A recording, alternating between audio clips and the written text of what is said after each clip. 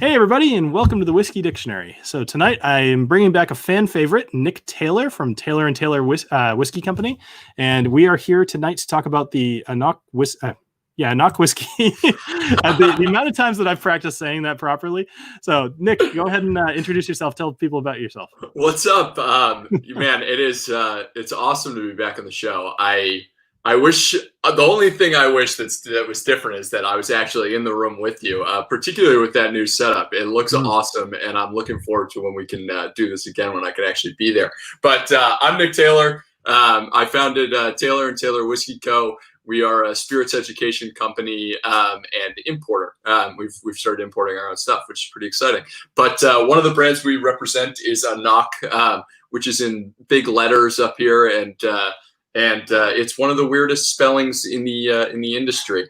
I remember when I went to the distillery, I said, so what's the deal with the big C? Right? This wasn't a typo. It is little a at the start and a big C in the middle, which is not pronounced. It's like a knock on the door, right? A knock. And they were like, oh, we figured if we made the C big, people wouldn't pronounce it. Like, what the hell? To be fair, that makes about as much sense as any other rule in the English language. So. Yeah, and certainly any other rule in Gaelic, where C's in particular, C's and CH's can be whatever people want them to be. So it's interestingly enough, it's the Knockdo Distillery. And they changed. You can find some independent bottlings here and there. I know there's a Cadenheads lying around where it still says Knockdo on the label as the distillery. But there's a little company called Diageo. Never heard of them. And they actually own a distillery in Knockando.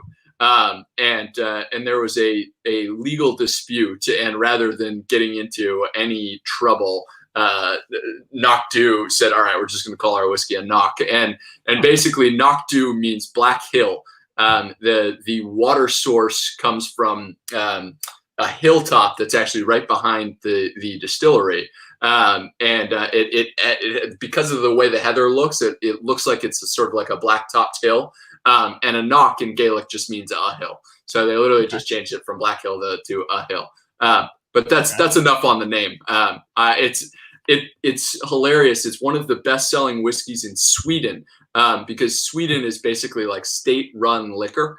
And Sweden liquor stores are all organized alphabetically. So the top left shelf of the whiskey section, which is like the prime shelving, is reserved for anCnoc. Okay. That's actually really smart. But like Total Wine does the same thing. And whenever I go there, I actually had trouble finding these. Now, there were only a couple of them there. But there's so many whiskeys that begin with A. And I got to wonder how many of those are done for marketing reasons. Are doing it for marketing reasons. Yeah, that's a good point. I have to imagine. Yeah. It's pretty clever. So for anybody out there, so I've got 2 of these bottles. The last time Nick and I hung out together, he brought over like 8 different bottles of Old Pulteney.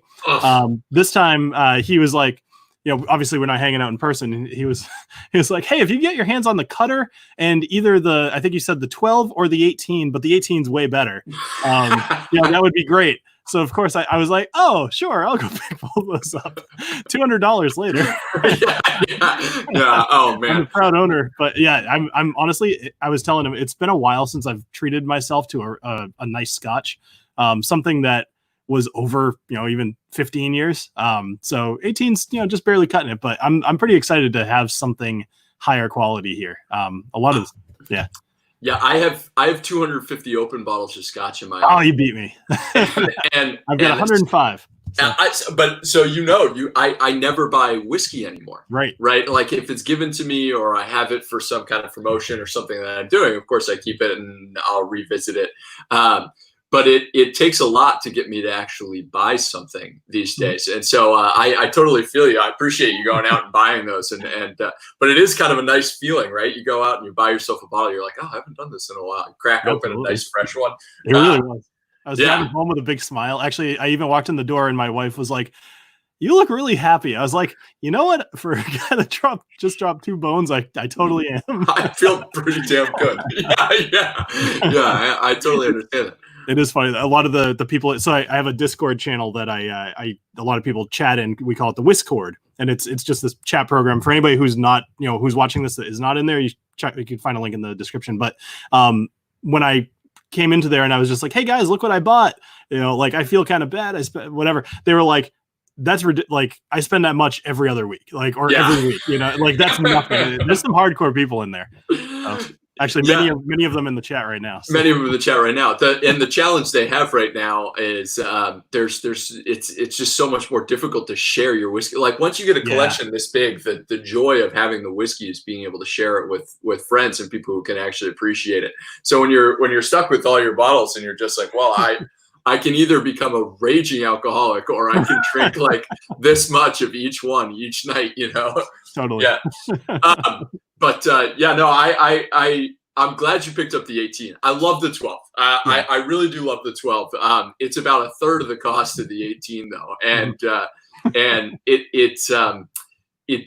it shows just the basics of what the anCnoc distiller, what anCnoc actually can be. And that's just, that's just the nature of the sort of standard expression 12-year, 10 years that most distilleries have. I feel like this whiskey starts to really flex its muscles a little bit when you start adding in Spanish oak casks. And one of the things that these guys have done that I really like, and they don't so anCnoc is owned by IBHL, which owns Old Pulteney, and it owns Speyburn, and it owns Ball Blair, and it also owns anCnoc. And so some of them have started having some new packaging, and it doesn't say it on here yet, but I assume if they update the packaging, they'll start moving to the description of Spanish oak as opposed to just sherry casks. And this is one of the most important distinctions in the industry, particularly for people who really care about understanding why their whiskey tastes the way it does, right? The funny thing about anCnoc, the funny thing about the anCnoc distilleries, it's about 5 feet away from the line that would designate it as a Speyside whiskey. So if it were literally, I think it's like 500 yards realistically. I think if it were 500 yards to the left, 500 yards to the west, it would technically be a Speyside whiskey. And the fact of the matter is that wouldn't make the whiskey any different. Of course, right. And we all sit there and we're like, oh, is it a Highland? Is it a Speyside? It just wouldn't make any difference. And so when you start looking at what makes a whiskey taste the way it does, the most important thing right away is the cask type.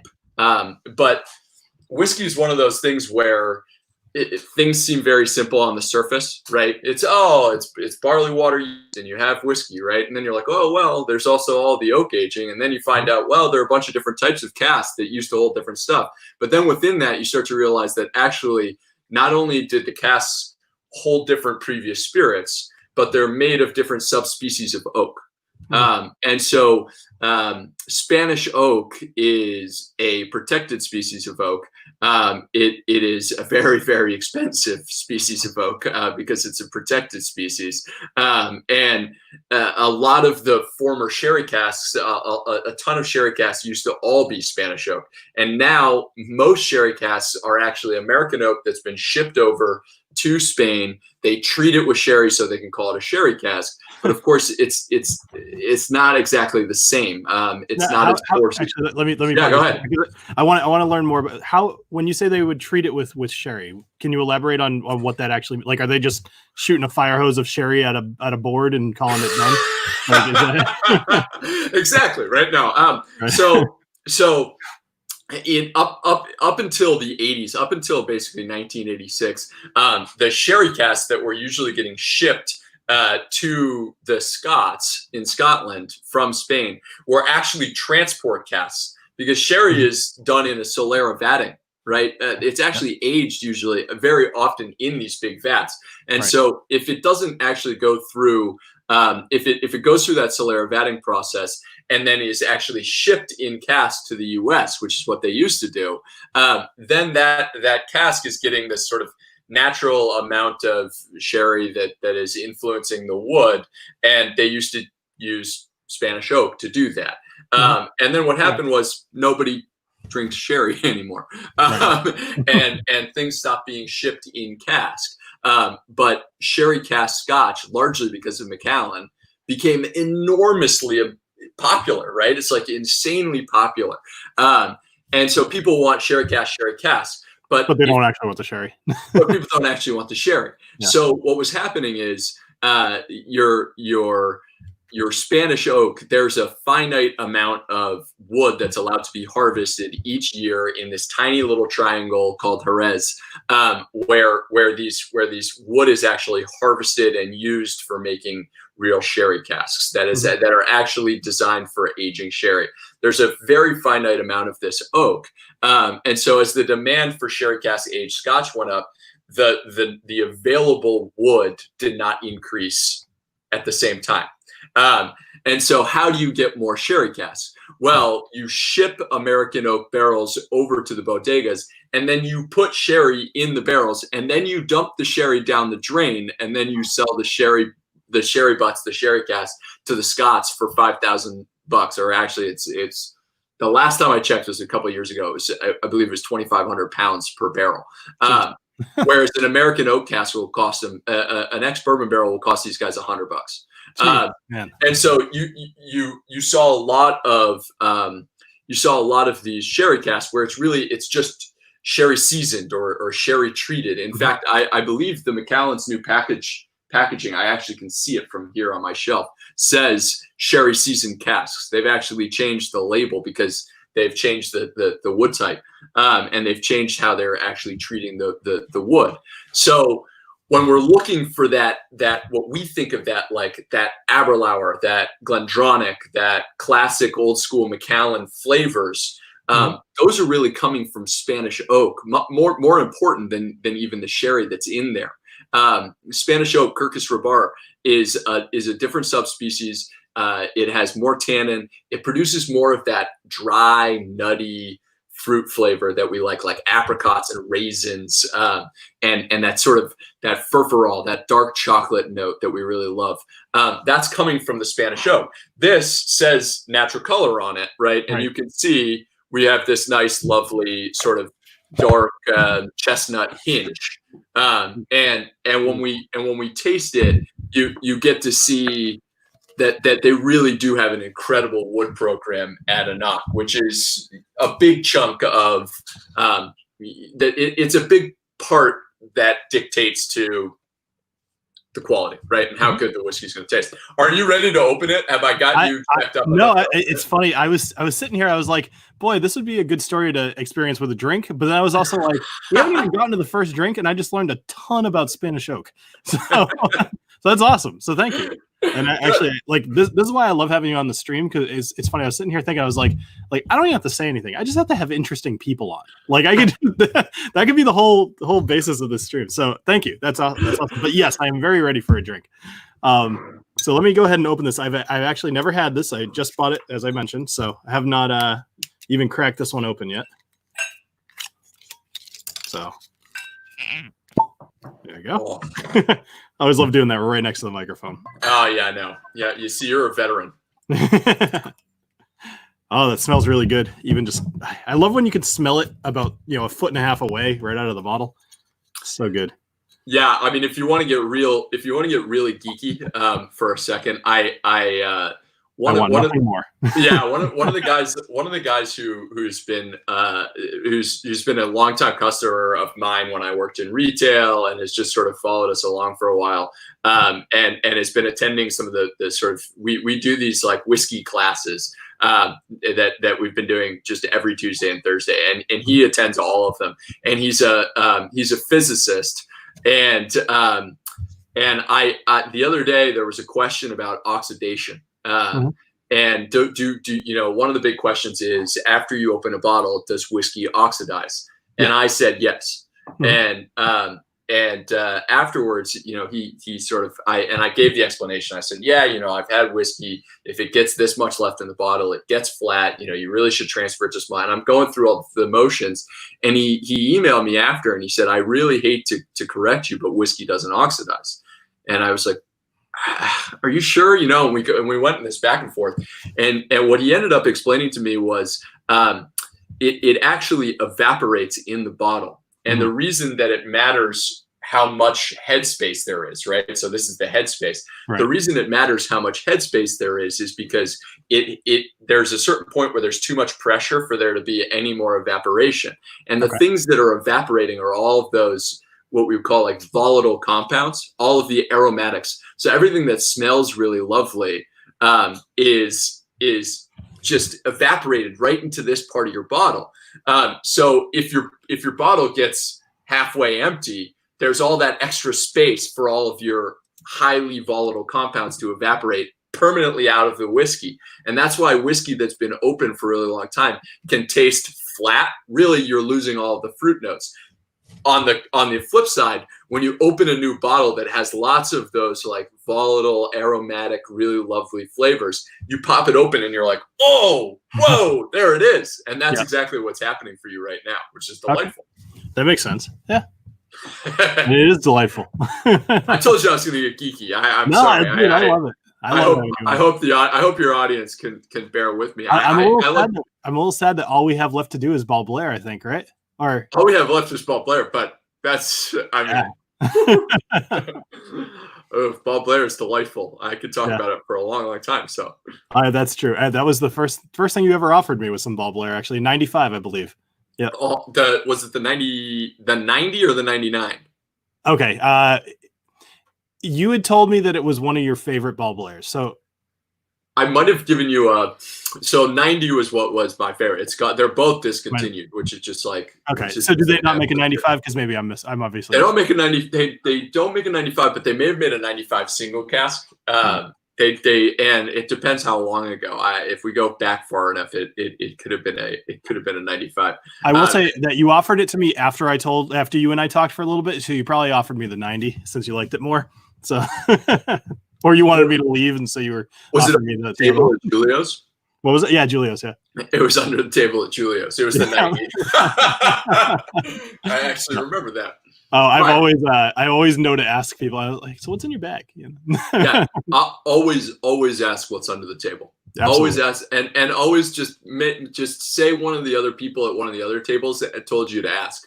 Right. Like, oh yeah, Sammy over there told me to ask you what's under the table. Just like, do it as soon as the thing opens up and be like, you're the first one. Yeah. What's under the table? So when I smell this, you kind of, a lot of what you were talking about makes a lot of sense. Like apricot is probably the foremost thing that I'm smelling on this. Yeah, I get like preserves, like jammy notes. Yeah. I mean, honey's in there, lemon. Just in general, I especially because I bought the cutter, and as I said, I knew nothing about this, so I was expecting this to be peaty at first too. And so when I smelled it after opening the bottle, that was not at all. And hearing you talk about it, not at all peaty whatsoever, which is nice as well. I love peated whiskeys, but I also love more like this as well. So I really like it.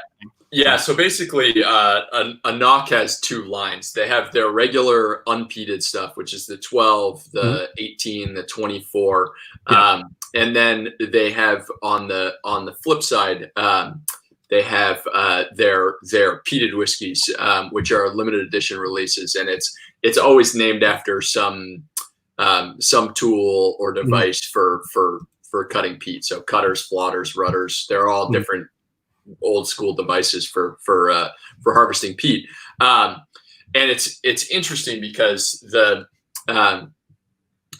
distillery is designed to make a big, bright, citrusy, fruity whiskey. So you get the lemon note right off the top, right? And it's the first thing we're getting. And you wonder, okay, where's this, where's this coming from?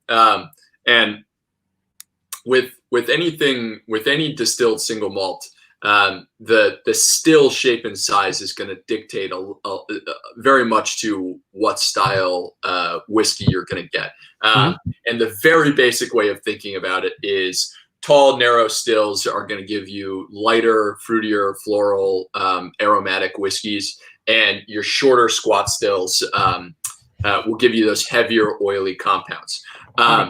And like everything in whiskey, on the surface, it seems very simple. And then you start digging down a little bit and you're like, oh my goodness, they can pull a million different levers to sort of affect how it's going to taste.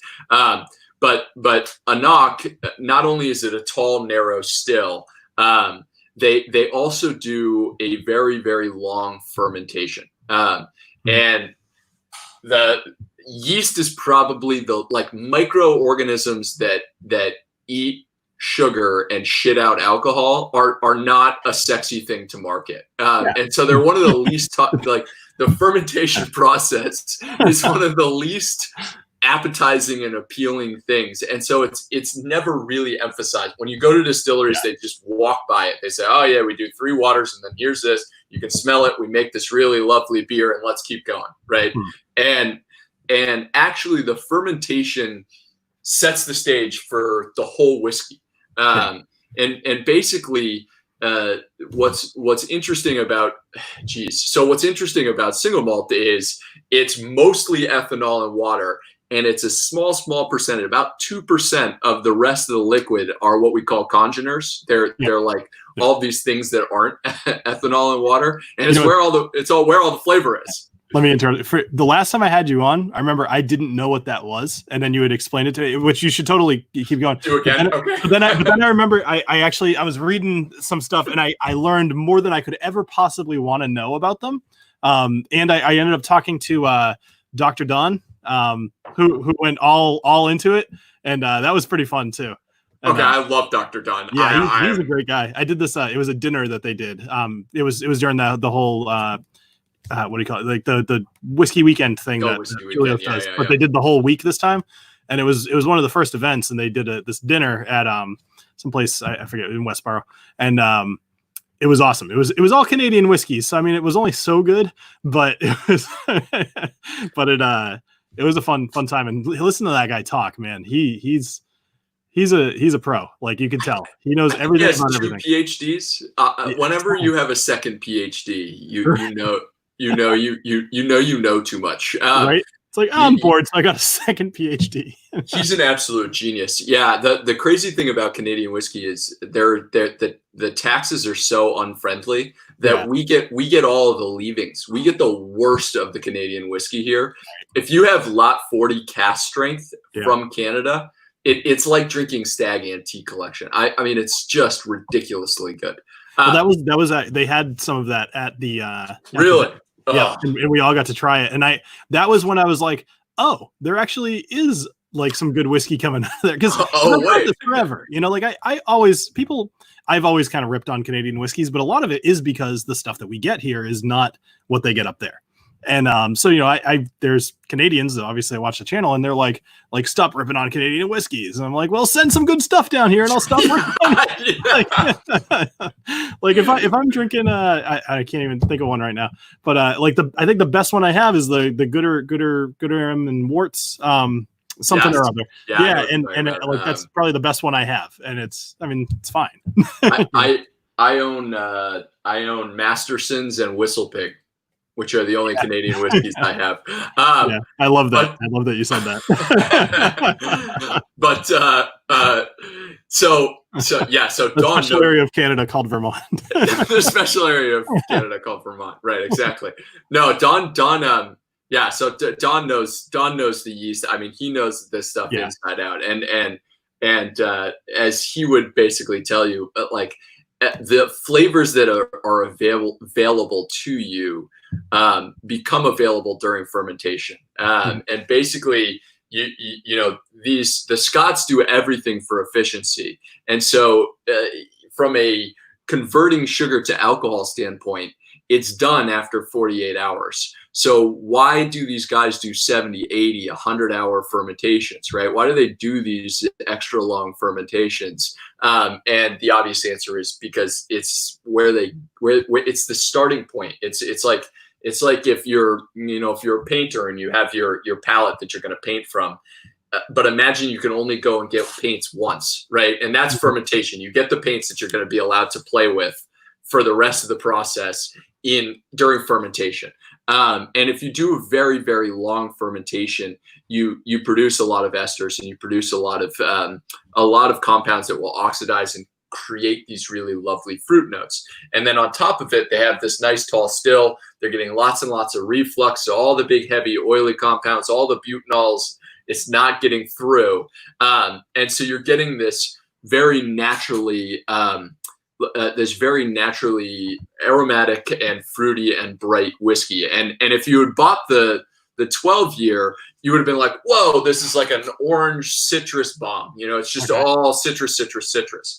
But what's interesting about what they do is they actually use worm tub condensers. And I love worm tubs. Yeah. Well, Craig Ellicky, I believe, uses them as well. There are 15 distilleries that use worm tub condensers. I knew there weren't tons of them. Yeah. There are not a lot left. And for a lot of things, be it, you know, you're seeing direct fire heating going away. Only Glenfiddich, Glenfarclas, and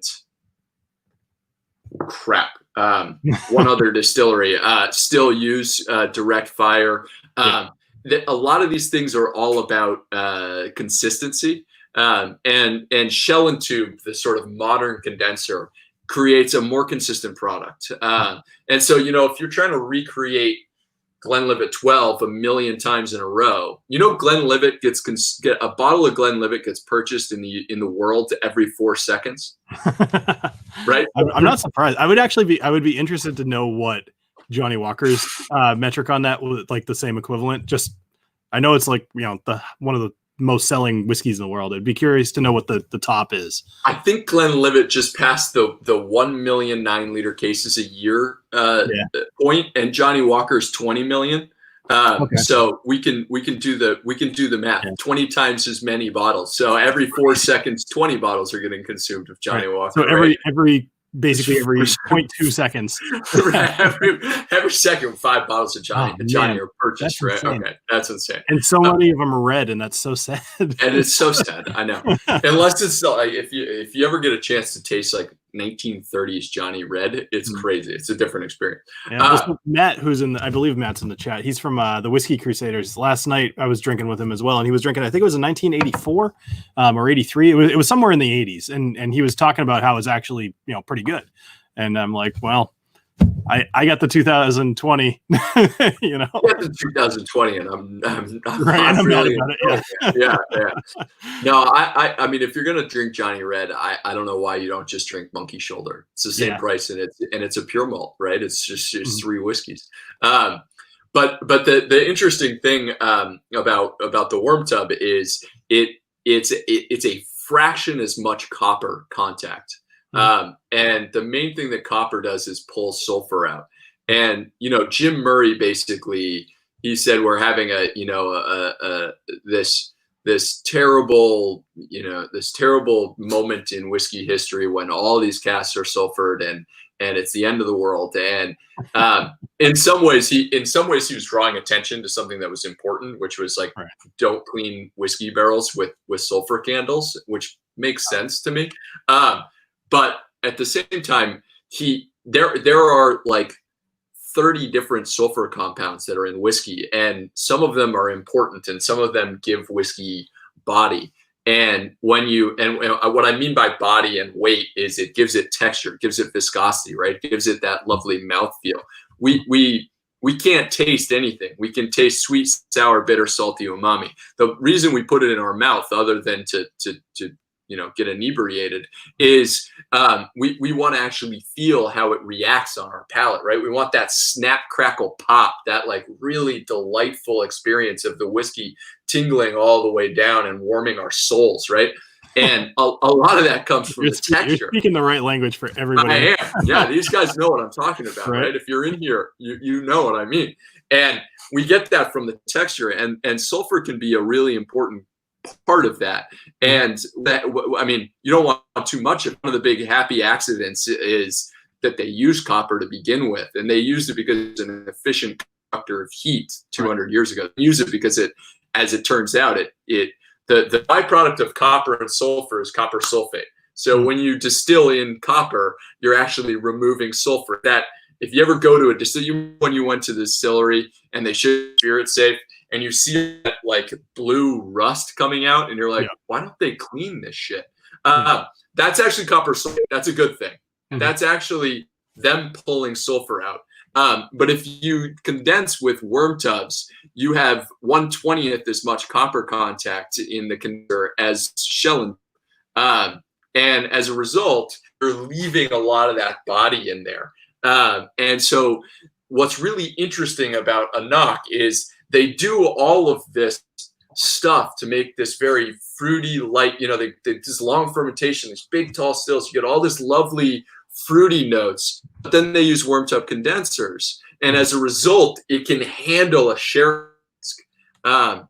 There's a reason when he just does a sherry, does one, and everything else is an ex-bourbon. It's a big, tall, can't take a really nice light spirit and hammer it with Spanish oak sherry cask.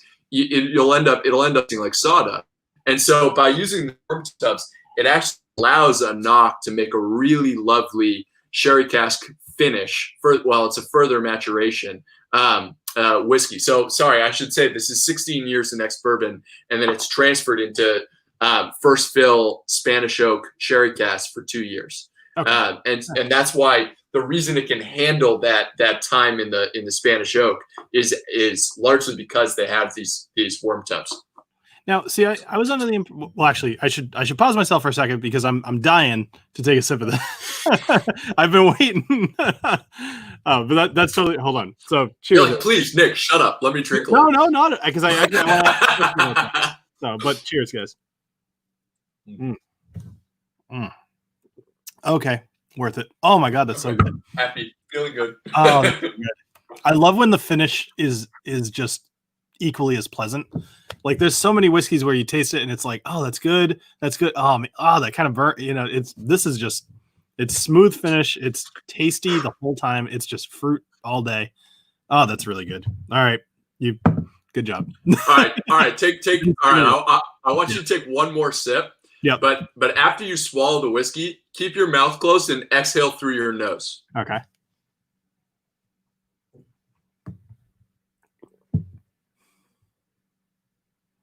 I'm not sure I got what you were. Oh, all right. So the way it dried, is that what you're trying to get to? Yeah. So what happens is when, so basically like flavor for the most part is all our olfactory senses, right? It's actually insane. There are 3 primary colors that make up all the color palette that we see and experience, right? So, Van Gogh and Renoir and all these guys, right? They're working with 3 colors. There was a recent study that came out. There are 400 primary smells that make up the gazillion other smell, right? And all those can be interlaced to create all of these different smells. So the point is that our nose can actually interpret. So the point is our nose is 400 of them. I'll wait. Right. So our nose is really powerful. So what happens is when you swallow the whiskey, if you want to experience the finish more, you actually keep your mouth closed and you exhale through your nose, and you're sending all of those vapors that are actually changing molecularly as they go down your gullet. You're sending them actually back up through your senses, so you can experience a little bit longer finish by doing that. Works with wine and anything else you eat or consume, by the way. That's interesting. For anybody in the chat, has anybody ever heard of that? I've never heard of doing that. The most I've ever heard was essentially keep your mouth closed while keep your mouth open while you nose, just to help eliminate some of the alcohol burn.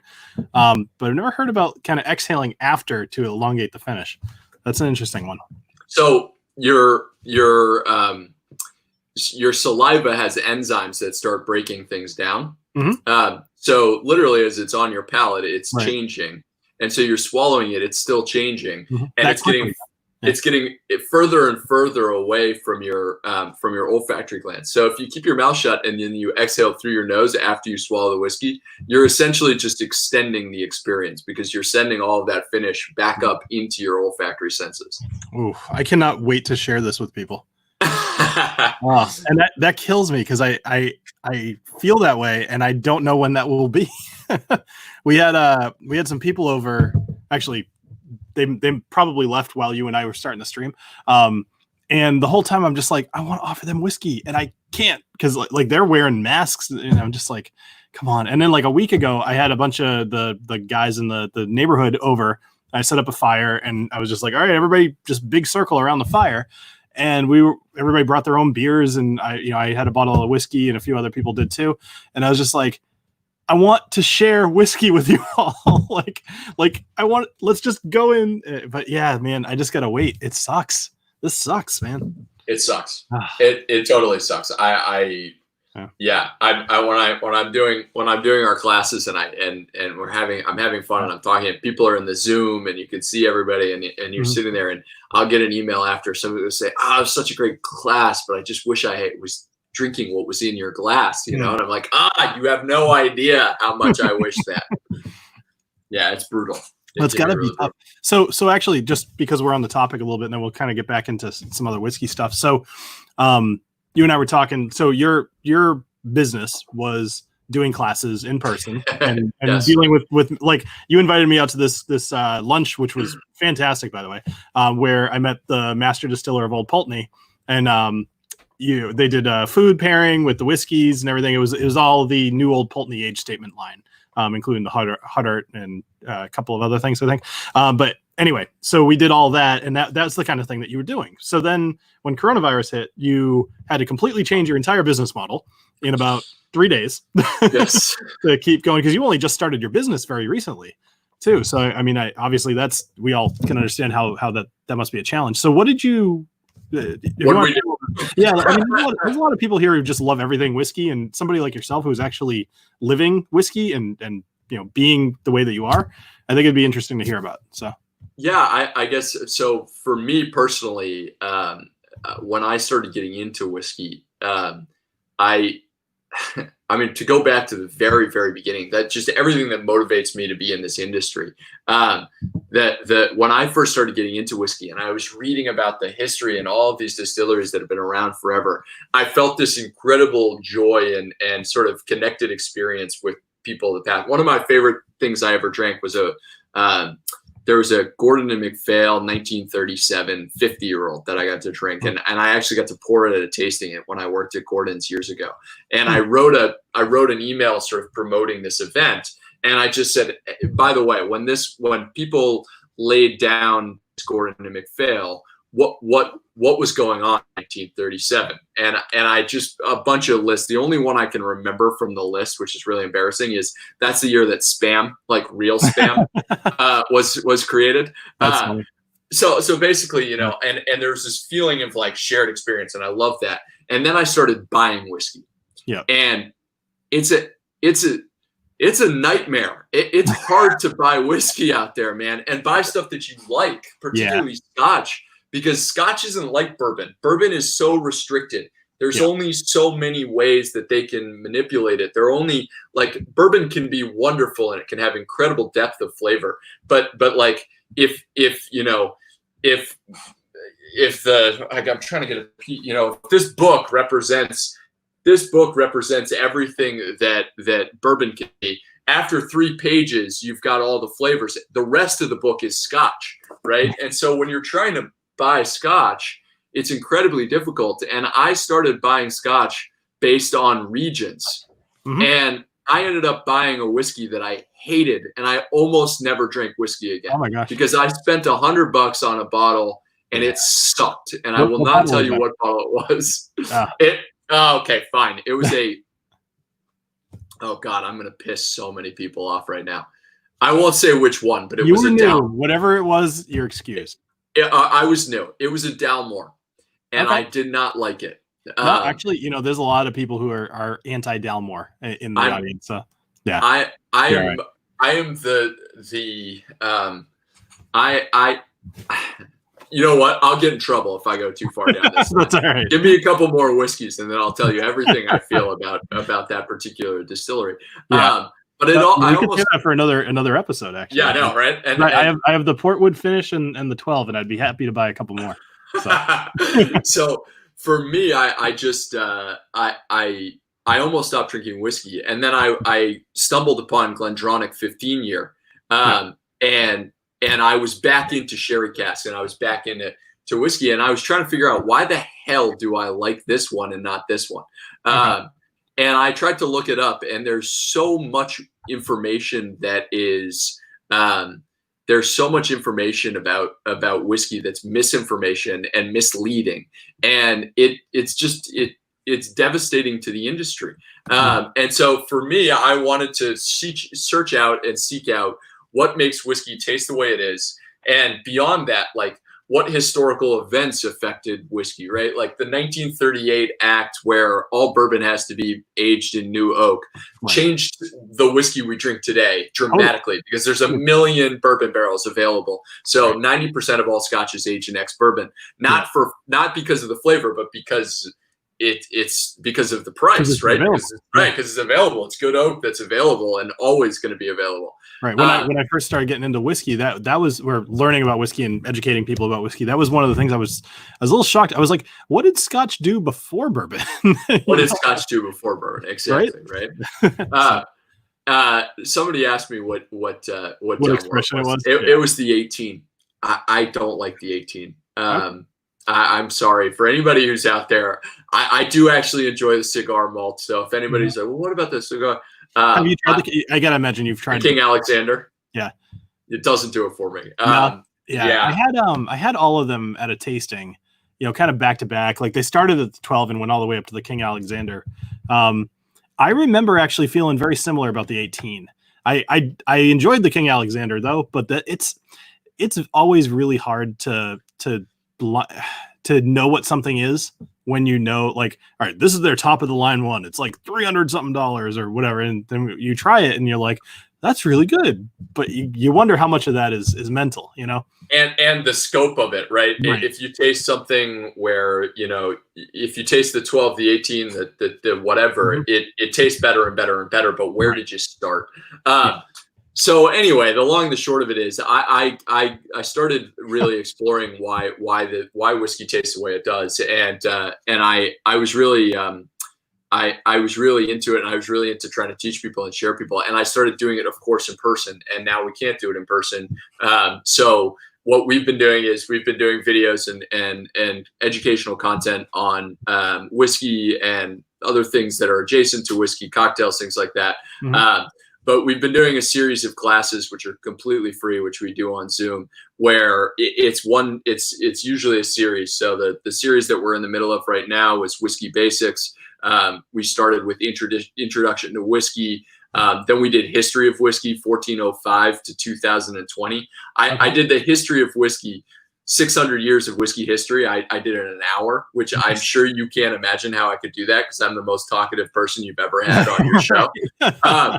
But we just did, literally yesterday, we just finished our distillation and maturation course, where and I do these with Sammy Karachi, who is a savant he's one of the most brilliant whiskey minds, young minds in the industry.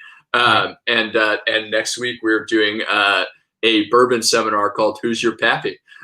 So that's what we've been up to. So let's just because it's worth plugging. It actually sounds really good. So how can people find you? Like I did put a link down to your YouTube channel in the description. Appreciate it. Yeah. If I type something in here that says chat with the host and other guests, that won't show up. But if I do live comments, what do I do? If you do a live comment, that would work. But I more so if you want to just say it, then I'll go back to it and I'll add it later. TaylorWhiskey.com. Okay, if they go to TaylorWhiskey.com, they'll right at the top it'll say new whiskey series. They can subscribe to our mailing list. We have guest speakers all the time. So we had the brand ambassador for Macallan, we had the Whistle Pig master blender, and they come in, and we're going to have them teach some classes as well, and do it sort of in unison with us. So TaylorWhiskey.com. They can sign up for the classes. We're doing a cocktail series because it's the summer. But we'll keep doing whiskey, which is my passion and what I love. So fantastic. Let's get back to talking. I hate plugging myself. No, it's probably the thing I'm the worst at. I know it's worth doing, and people will enjoy it, but it's so hard. It's totally not why I had you on here, other than I like you and I want your business to succeed. But we're talking whiskey. It's fine. Let's talk whiskey. Yeah. If you're looking like your Zumba class because you look like a guy who do some jazzercise or something. That's really funny. I'm a really seriously competitive ballroom dancer. I don't know how you pegged me for that. I've been competing in ballroom internationally for 12 years. Swear to God. That's not something to go look up. But let's talk There'll be a about link to that later in the description. Let's talk about the gutter instead of my absolutely. dancing. I'm definitely feeling some peated whiskey right now. All right. First dirty little secret about the industry. There's a problem. There's a reason why peated whiskey is always in green glass. Mm-hmm. And the reason is particularly if it says non-chill filtered natural coloring on there, which this of course does. So when you age whiskey for a long time, and you age whiskey in new oak, you get color, you get all these lovely things, but you actually filter out phenols. Mm-hmm. So if you want, there's a reason why Laphroaig and Ardbeg release all, the Wee Beastie and all these young peated whiskeys. It's because you can actually taste the peat. I just opened a 28-year-old Kalila the other day, and it's not particularly smoky. Mm-hmm. And that's because a ton of the phenols have evaporated and they're all gone, right? I think it was an Ardbeg. I want to say it was 23. It was like a really old. It was at the Bastard's Ball. It's a lovely whiskey. Okay, I was gonna say, but I remember that one. I don't believe it was super peated. If I'm remembering it well, but I had a lot of whiskey that night. It could very well have been extremely peaty. Or palate fatigue. Yeah. Well, I mean, I'm not even joking when I say I probably tried 40 different whiskeys that night, maybe even more. Because it was at the whiskey vault there, and they have 3,000 bottles of whiskey, and you can have anything. And so I did, and I wasn't driving, so I was just like, and I knew I was gonna. Well, we can go into that later. I want to hold on. One pause for a second. Go. There we go. Fresh pop. So fresh pop, right? Yeah. So the challenge that these guys have is the more color that they naturally get, the less phenols they're going to have. But they want it to be on principle natural color. But the problem is that people buy whiskey that looks dark. Yep. And so there's an easy solution to that. Make the bottle dark. Yep. Make the bottle green, and nobody can tell what color it is. And by the time they bought the bottle, they don't care. And so that's one of the reasons that you'll find all these whiskeys in. And it's honestly more a testament to it has more to do with the consumer than that. Some people are like, oh, well, they're deceiving us. And it's like, well, no, it's just that we're stupid sometimes. And so, you know what I mean? It's like really taste the whiskey. Don't just be sold by what the color is, which is why anybody who's got, who went out and bought a bottle of anCnoc gutter, or who has it, they'll pour it in here and they're going to see it like, I was surprised at how light it is. Right. It's totally. Yeah. And I don't know I don't know, not that I haven't asked, but I don't know the specific age regimen, but I'm going to promise you that this is second fill, maybe even third fill ex-bourbon barrels. They are very intentionally putting it in not super extractive oak. And the reason is because you want some sweetness to it. Yeah, makes sense. The cool thing about this is it's heather-based peat. Yep. Which I also learned about from you about just how you can have organic versus heather, your maritime, right, yep. Right. Yeah.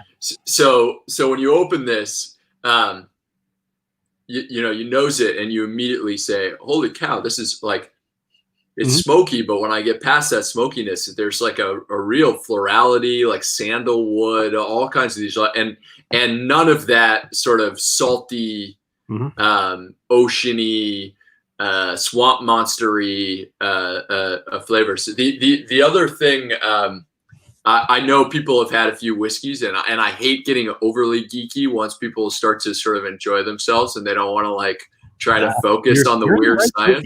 But I think I'm in the right crowd for this one. Yeah, for sure.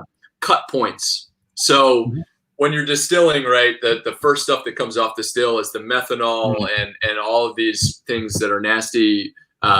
dangerous and we don't want to put them in our cask and age them. We want them out of there, right? So we don't keep the heads. Then we start keeping the heart cut, right? The center cut. And then after a while, the stuff that's coming off the still is butanol, and it's gross and it's greasy and it's disgusting. So again, we don't keep that either. The middle of the heart cut is pure ethanol. But it's at the edges that we actually get a lot of our flavor. And depending on how much heads versus how much tails you decide, where you decide to take your cuts will dictate to the style of the whiskey. And so it's one of the reasons why ppms is such a stupid measurement of smokiness. Yeah. Because the ppms measured on the barley versus the ppms measured on the liquid that's first of all coming out of the still, but also coming out of the bottle are completely different, and it's not linear. It's not like, oh, I had 50 ppms of barley, I'm going to get 50 ppms of liquid. No, in this case it's 20.5 ppm, which this is actually what's in the bottle. It's one of the cool things that anCnoc does is they actually spend the extra money to measure the ppms on the bottle in the liquid as opposed to just the stuff that's in the grain. I was going to say, you can tell that that's printed on this, here. So what's interesting about this is Laphroaig takes the Laphroaig, Ardbeg, and Lagavulin take the 3 lowest cuts in the industry, which means they're not only trapping a ton of smokiness, they're not only getting a lot of phenols, but they're getting everything that comes with taking a lower cut, which is that big, swampy, greasy Laphroaig character that we love, that I totally love, but it's a completely different beast to this, which is a much higher cut. This is like a light peated whiskey, if that makes any sense. Like it does drink very, I mean, light is the right word I would use, but obviously it's smoky, so it's not, you know what I mean? Like it's a hard thing to describe. It's like, how can you have fresh and smoky at the same time? Fresh is actually, I like the word fresh in this case because it better describes what I'm trying to say in contrast to a peated whiskey. To a heavily peated whiskey. Yeah. So I almost like you do this for a living. So almost like I do this for a living. Almost like I talk about this stuff from time to time. Right. Yeah. No. So what I've always enjoyed about the peated series with anCnoc, and in particular the cutter, is a lot of people think they don't like smoke, and really what they don't like is swamp monster. And you can give them something like this, and it's a real gateway into a totally different, Benrahmach and Benriach are like that too, where it's that heather-based peat. They're taking a higher cut, so it's that cleaner whiskey, and you're getting smoke flavor, just pure nice smoke flavor. There is a time and place for lechig, and I love it all the time. So Zach is asking, Zach, we're drinking the cutter. We're drinking the cutter. Drinking the cutter. Yeah, sorry. There's also the Raskin. There's also the Flotter. Those are the most recent ones. Now, just so you know, I was this close to picking up the, was it the 24, 20? Not 24. Oh, yeah, 24. I was this, because I found one in the area. And I was already like, I'm going to drop some cash. I was like, they were selling it for 200. But the problem is, I had no idea if that was a good price or not. It's a real good price. And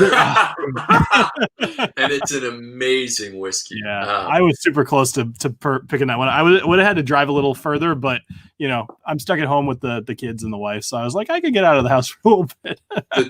The 24 is the 24 will not. I mean, they're not going to keep it at that price anymore. It used to be you could get the 24 for like $150.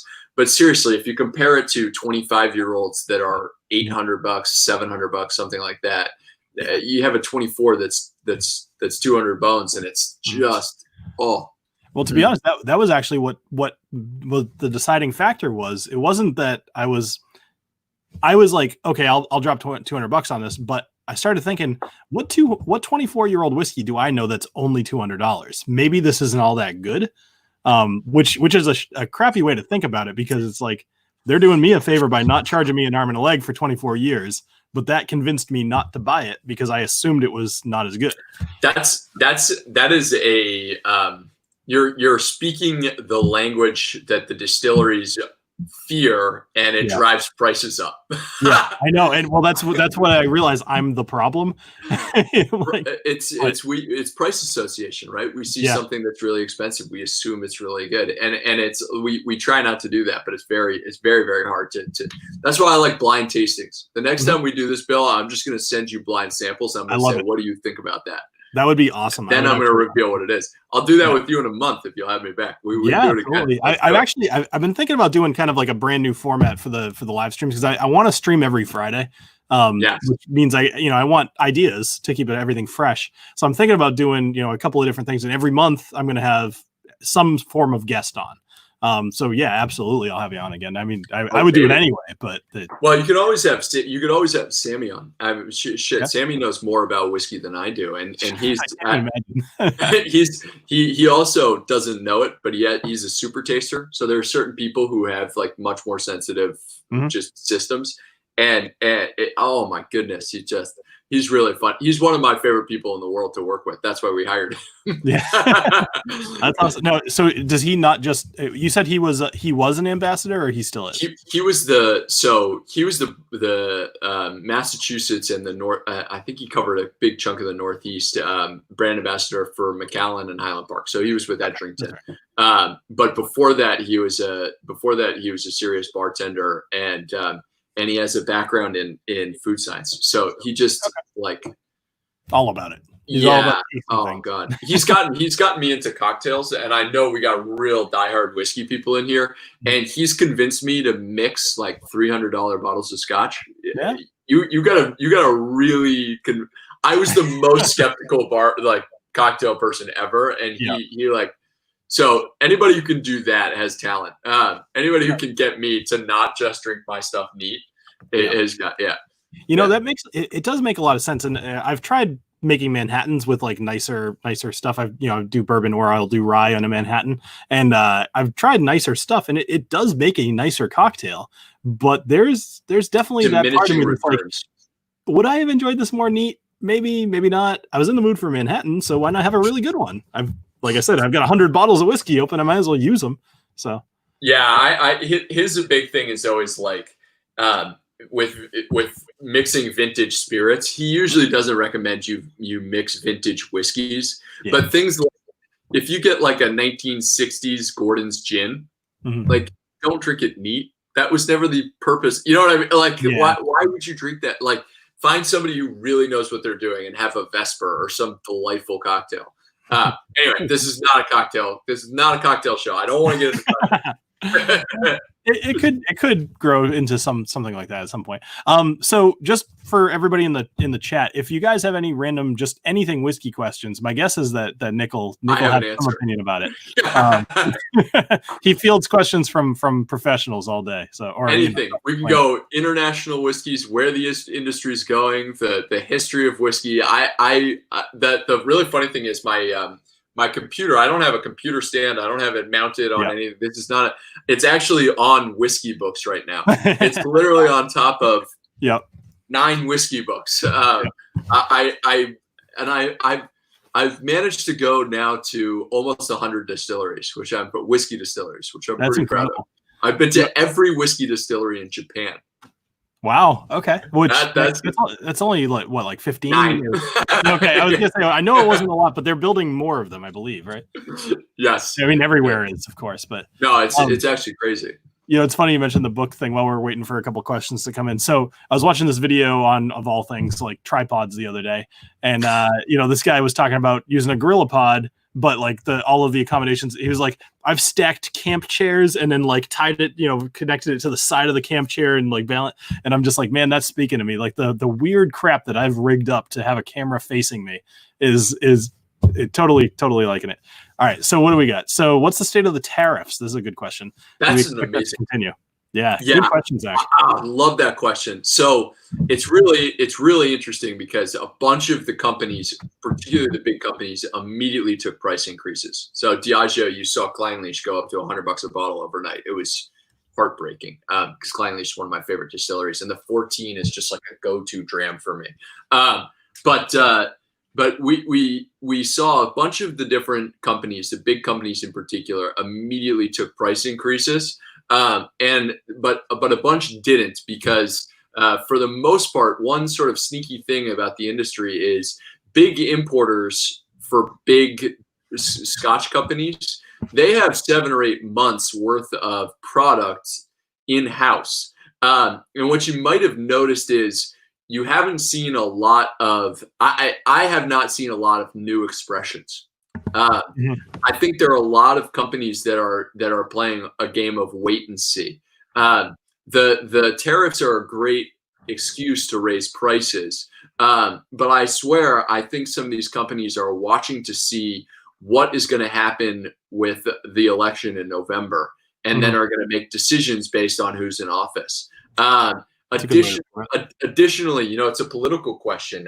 Additionally, there's a relationship between the current administration and the UK. Boris Johnson has actually a pretty good relationship with our current president, and so before all of this COVID stuff happened, all the coronavirus stuff happened, there was some good vibes in the industry that the tariffs were for Scotland were going to be lifted, and then so far it's been radio silence, and everything I've heard back from Scotland is we're kind of in this mode of wait and see, and so a bunch of products that were supposed to be launched in April didn't get launched because what you don't want to do is say a bunch of pallets of whiskey land and Julio's and Gordon's and all the big guys who really matter for not only moving product but for also building the reputation of new scotches. Yeah. What you don't want to happen is we send all our limited edition stuff to them. They get all the new launch. They've got it $100 a bottle, and then the tariffs go away, and the mom and pop store down the street has it for $75 and is undercutting all of your best clients. That's a good point. Yeah. So as a result, we're kind of sitting here going, yeah. So that's so sad to hear that there's all these expressions just waiting to come out. Like that alone makes me want to vote a certain way. No, I try not to be political, right? No, I mean totally.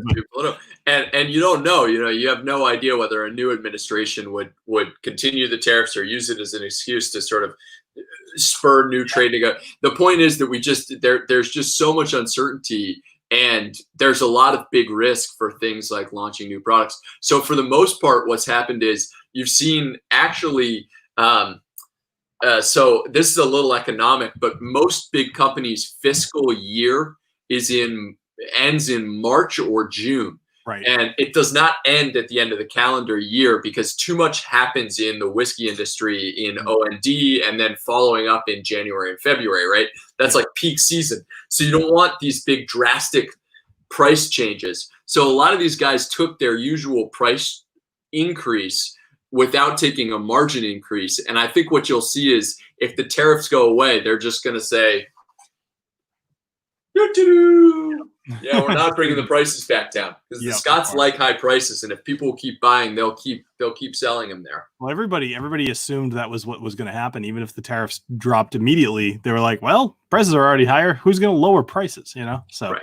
So let's move on to another question, only because a bunch of them did come in. So, yeah, the best finish. Oh man, for the Balkan, oh god. Oh, can I pass? Some of them are really hit and miss. So, I believe what kind of finishes are I'm unfamiliar. So like what are the options? They did a bunch of things. I think they did a really lovely Barolo, which was my favorite if I remember correctly. I'm remembering the colors of the bottles, the green one and the yellow one, and I'm trying to associate it with the correct cast type off the top of my head. If there's something that's going to make me buy bottles, unfortunately, it's color coding them. It's pretty coloring, right? It's that part that like tickles I'm like, I have to have them all of the colors. So I actually was in charge of organizing the shelves at Gordon's when I was there. Yeah. And one time I accidentally realized that I had done it in rainbow and just didn't notice that I had made like a beautiful color palette of the wall as opposed to actually putting bottles where they belong. I remember my memory, if memory serves me right, they came out with a Barolo cast finish a few years ago. That was my favorite. Okay. I know they've done a bunch of different wine barrels. I know they've probably done a port finish. But I can't remember all of them, and I have a mash of what expressions taste like what. Okay. But I believe I love the Barolo. That's a good answer. All right, so this is such a tough question every time I get asked, but hopefully you have a better answer than I do. What's my favorite whiskey? Yeah, or just a more ready to answer than I would ever do. It's so often for me. My biggest caveat is that the biggest caveat I always have for this question, because I get this question all the time, and it's easier to ask me, for example, what's my favorite bourbon, right? My favorite bourbon is Michter's 20, the 2013 Stitzel-Weller, some of the last Stitzel-Weller juice ever, and I think it's one of the best. And it's like now it's a freaking $5,000 bottle, and I can't get my hands on it at all ever. I'll never drink it again. But that's because bourbon is very narrow, and I'm a very mood-based drinker, so I like lighter and fruitier and more floral, and sometimes I like heavier and peatier. And I promise you, I'm not dodging the answer. So a lot of times I have moods, and that being said, my favorite whiskey I've ever had, actually, is this. All right, so hold on, let me do this. There we go. All right, Gordon Macphail, Private Collection, 1972. This is a Gordon Macphail Private Collection, 1972 Tom and Tool. It was bottle 39 out of 123. It was the last cask picked by, I believe, Michael Urquhart before he died. This, by the way, is how much volume I have left of it. This is about 75 milliliters. And there are two reasons. One, I think Gordon and Macphail is at least from a historical standpoint, the greatest whiskey producer of all time. I have more respect for that company and what they do, and buying raw spirit and aging it and being into single malt 60 years before it was a category, right? Glenfiddich 12-year came out in 1963. It was the first consistent bottling of single malt. Before that, the only single malt you could get was from independent bottlers. And the only idiots who were actually sitting there and aging the stuff and releasing it was Gordon and Macphail and Cadenheads and a few other of these guys. Yeah, because the money was all in blending, right? Because the money was all in blending. And single malt was seen as this like niche, esoteric, only for the weirdos stuff. And they were just into it. And as a result, they know how to age stuff just incredibly well. But the second reason is because whiskey is a personal experience. I bought this bottle actually with my mom, and my mom got me really into whiskey when I was too young.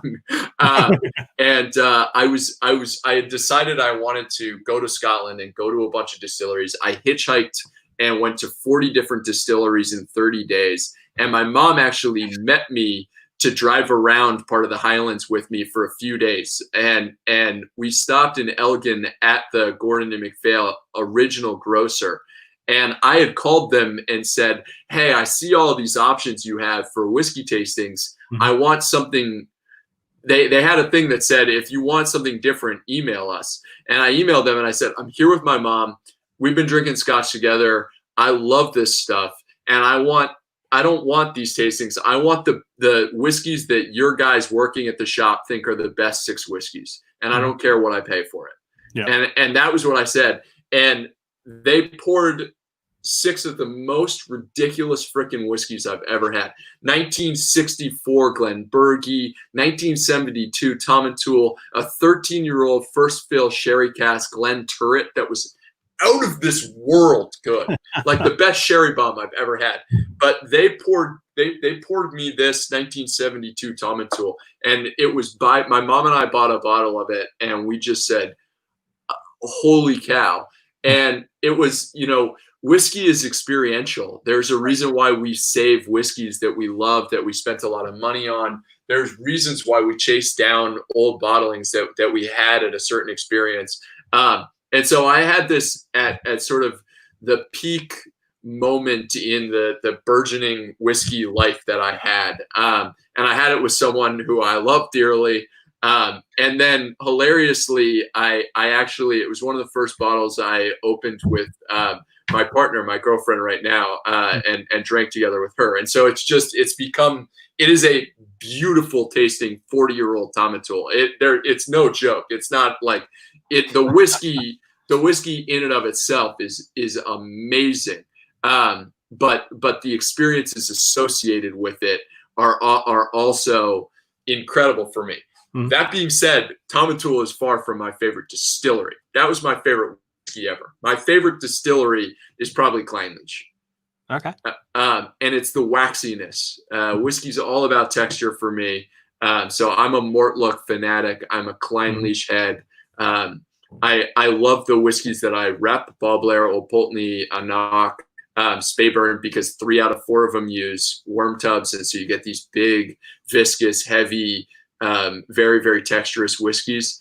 And the other distillery that I really love is Glendronach. But Clynelish is my baby, and I buy. It's one of the reasons why I have such a good relationship with Bikram over at Norfolk. He's a really serious independent bottler guy. He has all the independent bottlings. If you've never been there, it's just an experience to go there. He has 700 whiskeys available, Scotch whiskeys available for sale. A bunch of which are like 10 years old, not like age 10 years, like they came out 10 years ago. And so he has a bunch of Clynlishes from IBs, which is the best way you can get Clynelish. And some of them, exclusive malts Clynlishes, Douglas Lang Clynlishes, Single Cask Nation Clynlishes. I hunt out Clynelish. I love Clynelish. It's too good. That's I don't know. I'm just thinking like that is such an elaborate answer. I'm sorry. All right. So a couple more quick questions, only because I don't, I'm happy to keep you all night. Honestly, you keep me all night. If people are bored of me, you can kick me off. So this is a kind of one that you might have a little bit of inside knowledge on. Age-stated expressions. What age-stated expressions? 12, 18, 24. They had a 39-year-old that came out a few years ago that was spectacular, bottled in 2014. Okay. There's 3 sherry casks, different types of sherry casks. They used to have a 16 and a 22, which were discontinued, but the 12, the 18, and the 24 make up the core range right now. One of the things they do, broad range though, range, yeah. One of the things they do that I really like are they do vintages. So they came out with the 2001, then they came out with the 2002 that were about 15 years old a few years back that were really excellent. I think we might have seen some newer stuff this year, were it not for the tariffs. So I'll be really interested to see. I'll be really interested, just as you are, to see what comes out in the next couple of years. I will say there's some crazy stuff that unfortunately hasn't reached the U.S. soil. So if you get really into it, you can find like 35-year-olds and stuff that went European market only. Nice. Yeah. So it's funny. Question. I've got like no opinion on most of these. So So this one, Zach Andrews, does the industry expect the SWA to come around with the new variations in casks and more customization of the casks? Yeah. Whew. No. Zach's a smart guy. He shows up to these streams every now and then. He's always got good opinions, good questions. So I think they probably won't. The SWA is like the SWA is like the bourbon industry in the early 1900s. They want more than anything to restrict and tighten and maintain the quality, and as a result, it does unfortunately go a little bit against innovation at times. And the main reason that we always hear about it is that is because of John Glazer, who's the man, but Compass Box causes a lot of trouble. And I'm shocked to hear that.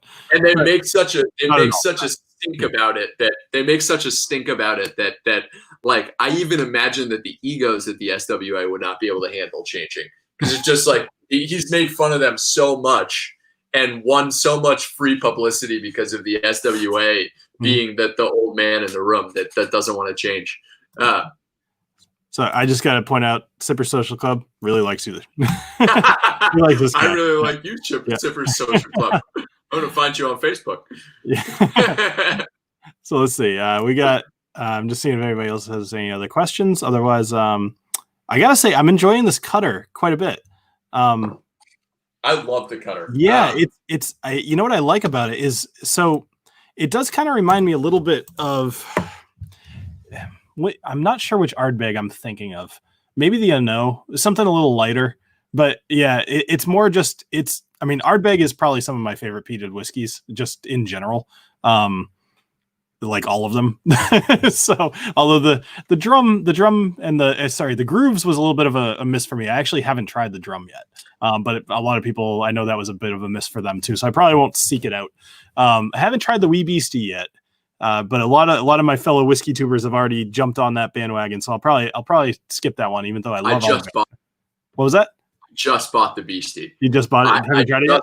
Beastie. I haven't opened it. I have I'm interviewing David Blackmore next week, and I'm going to open it then and give him my raw notes on what I actually think about it.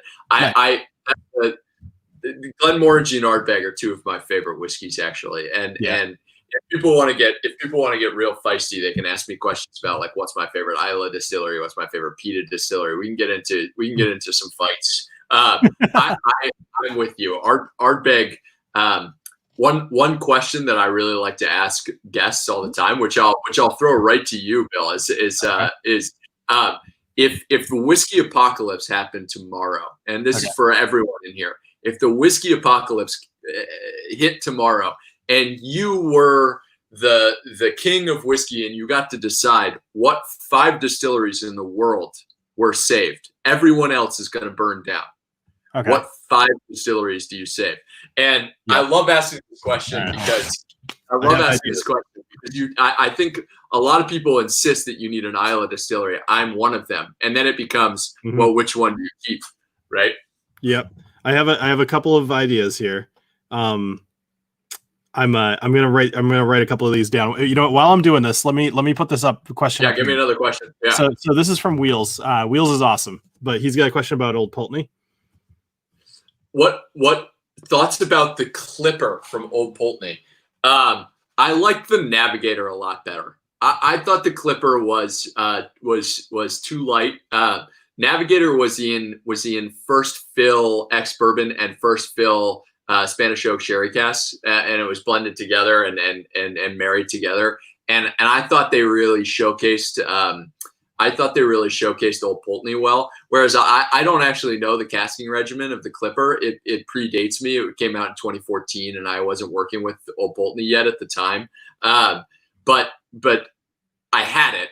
I was actually selling it when I was working retail, and I had it. I remember I did an Old Pulteney tasting, and I poured the two next to each other, and I'm bummed out when Old Pulteney doesn't have at least a little bit of Spanish oak sherry cask influence to it. It's such a meaty, heavy whiskey. It's got that really lovely sort of salty ocean aroma to it that I think is not only defining of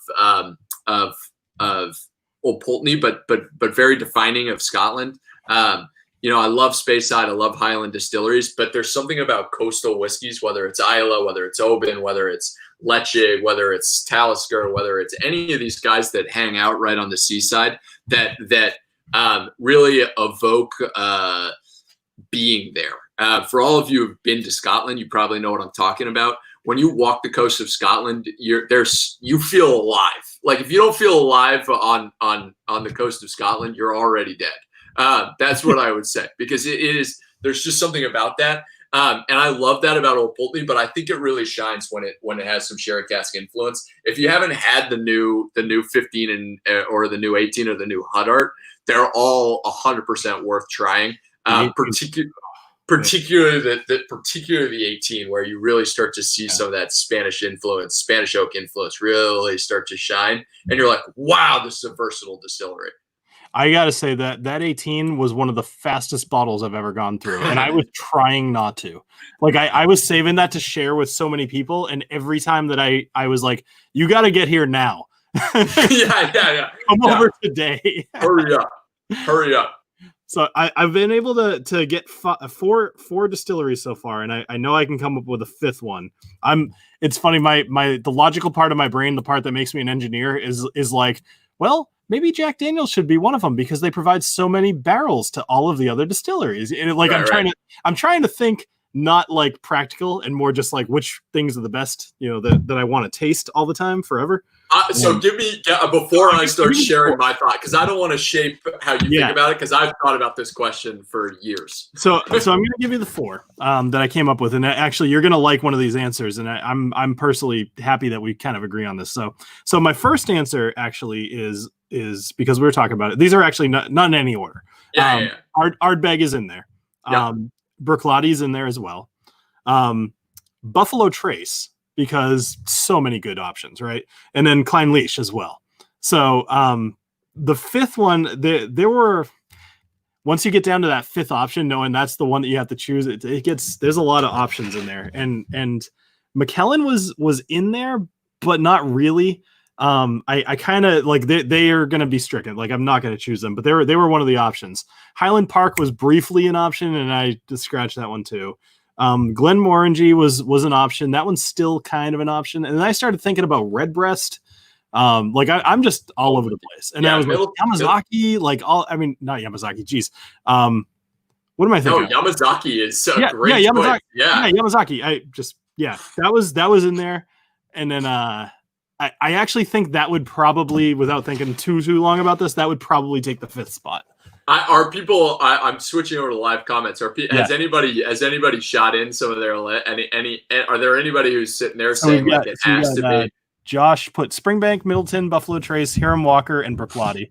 Wow, some great choices in there. Okay, so Middleton, if I was going to keep an Irish whiskey, and I'm going to tell you right now, I wouldn't keep any Irish. I've done this a bunch of times, but I've really debated it. Middleton, it has to be on there if you're going to keep an Irish whiskey. And then I think if you're gonna, I think what you have to decide is, are you picking the best whiskeys, or are you picking something that's representative and will maintain a bunch of different styles, right? So you can do it where, for me, a lot of times I'm like, okay, I want to keep a Japanese whiskey.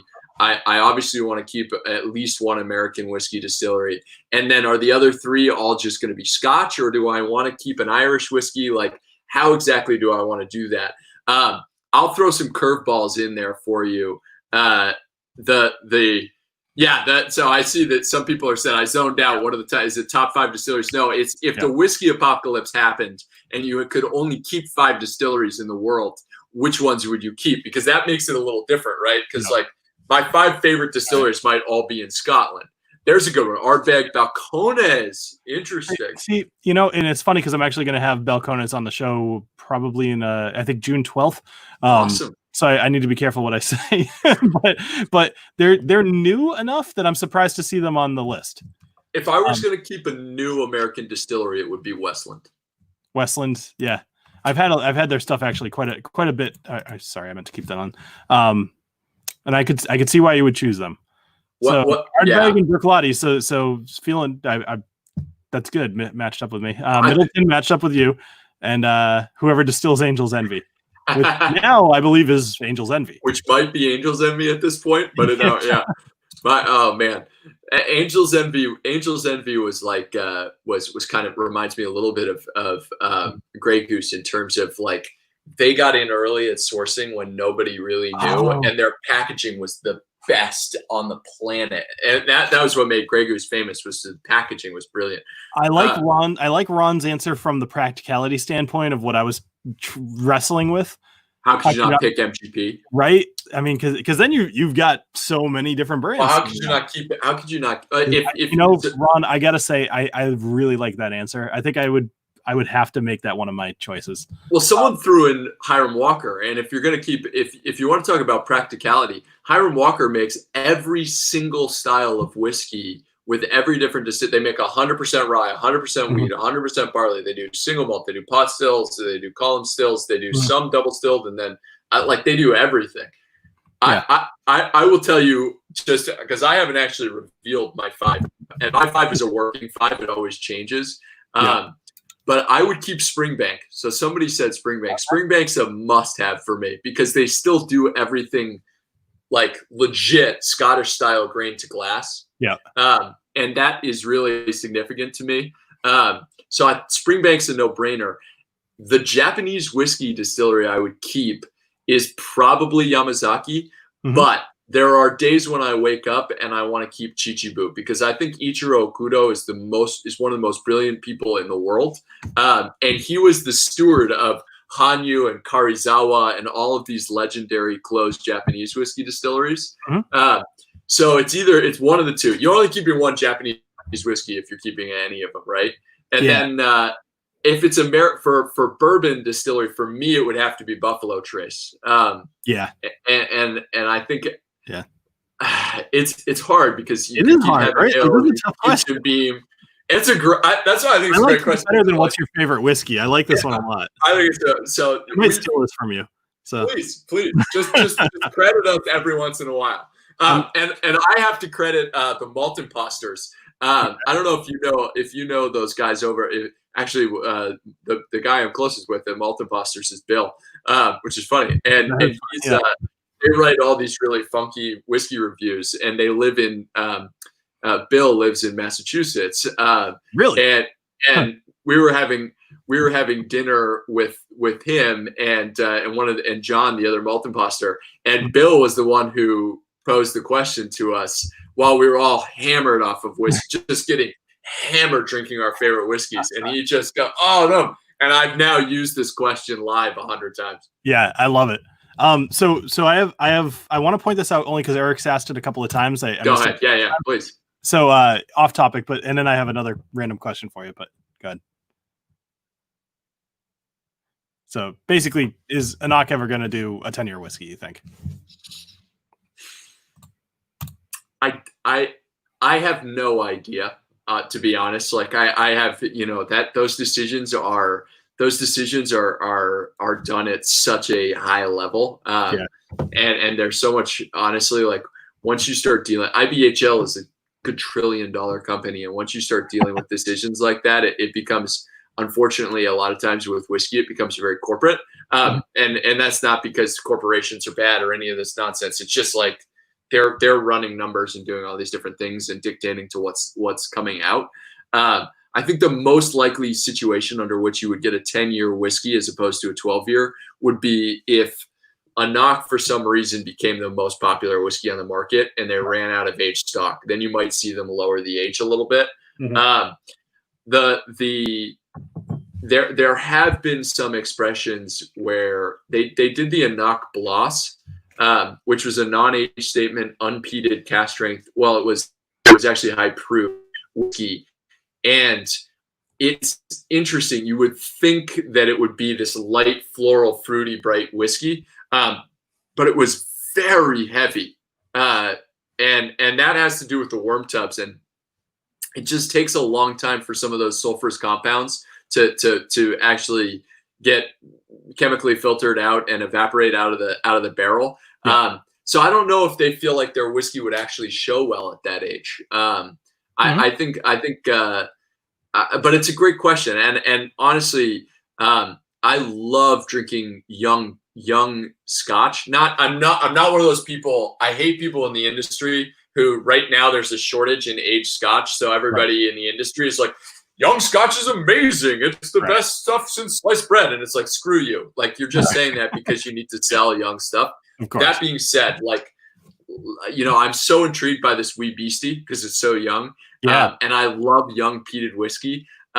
Single Cask Nation. If you've never had Josh Hatton on, you should have Josh on your show. I will introduce you and bring him on because he is he's somebody that I consider a mentor and he's one of the most interesting. And he founded Single Cask Nation.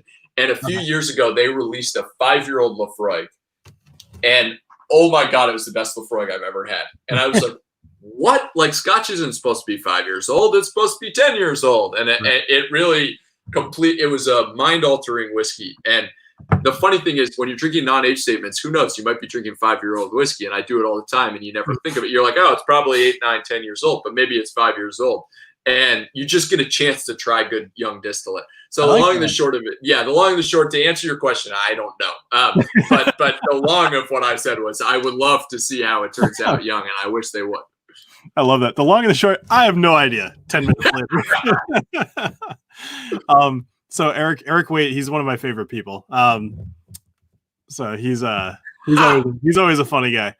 So I want to lightning round a couple of these guys. So yes, bring it our on. limited 5 distilleries. One of them Canadian. I'm gonna just leap into space. No. That's really good. I like that. Well, if you drink enough whiskey, the world starts spinning enough. You got to like hold on to the grass to keep from falling off the planet. Yes, That's what you want to go for. So, all right. So we got Bruichladdich, Laphroaig, Elijah Craig, which is Heaven Hill. Yeah. Right. Yeah. Heaven Hill. And then Craig Ellicky and then Glen Geary. Yeah. Glen Geary. Thank you. I always, that's one of there's this phrase that I love, right? It says, if you ever see somebody or ever hear somebody mispronounce something, don't judge them on it, because it just means that they read it in a book and that they never heard it. Yeah. Okay. So the only reason I know Glen Geary is because the first serious whiskey dinner I ever hosted, I was 24 years old. It was Stuart Lang, from Douglas Lang's son. It was Stuart Lang. And, he showed up an hour early, and we had dinner, and then we were just sitting around the store, and he said, oh, and I don't do Scottish accent very well. So he just said, oh, come, let's come look at the whiskey wall. And we were talking about the things, and I said, oh, I like Glengarioch. And I had never heard it pronounced. And CH and I thought I was getting it right. I was like, I didn't say Glengarioch, you know what I mean? Like, I said Glengarioch. And he turns to me and he goes, oh, laddie, it's Glen Geary. It's Glen Geary. And I was like, what? I came this close to turning to him and going, hey man, this is stupid language. Because, like, none of your letters don't make sense at all. Like, why is Ledaig pronounced Lechig? Right. Seriously, right?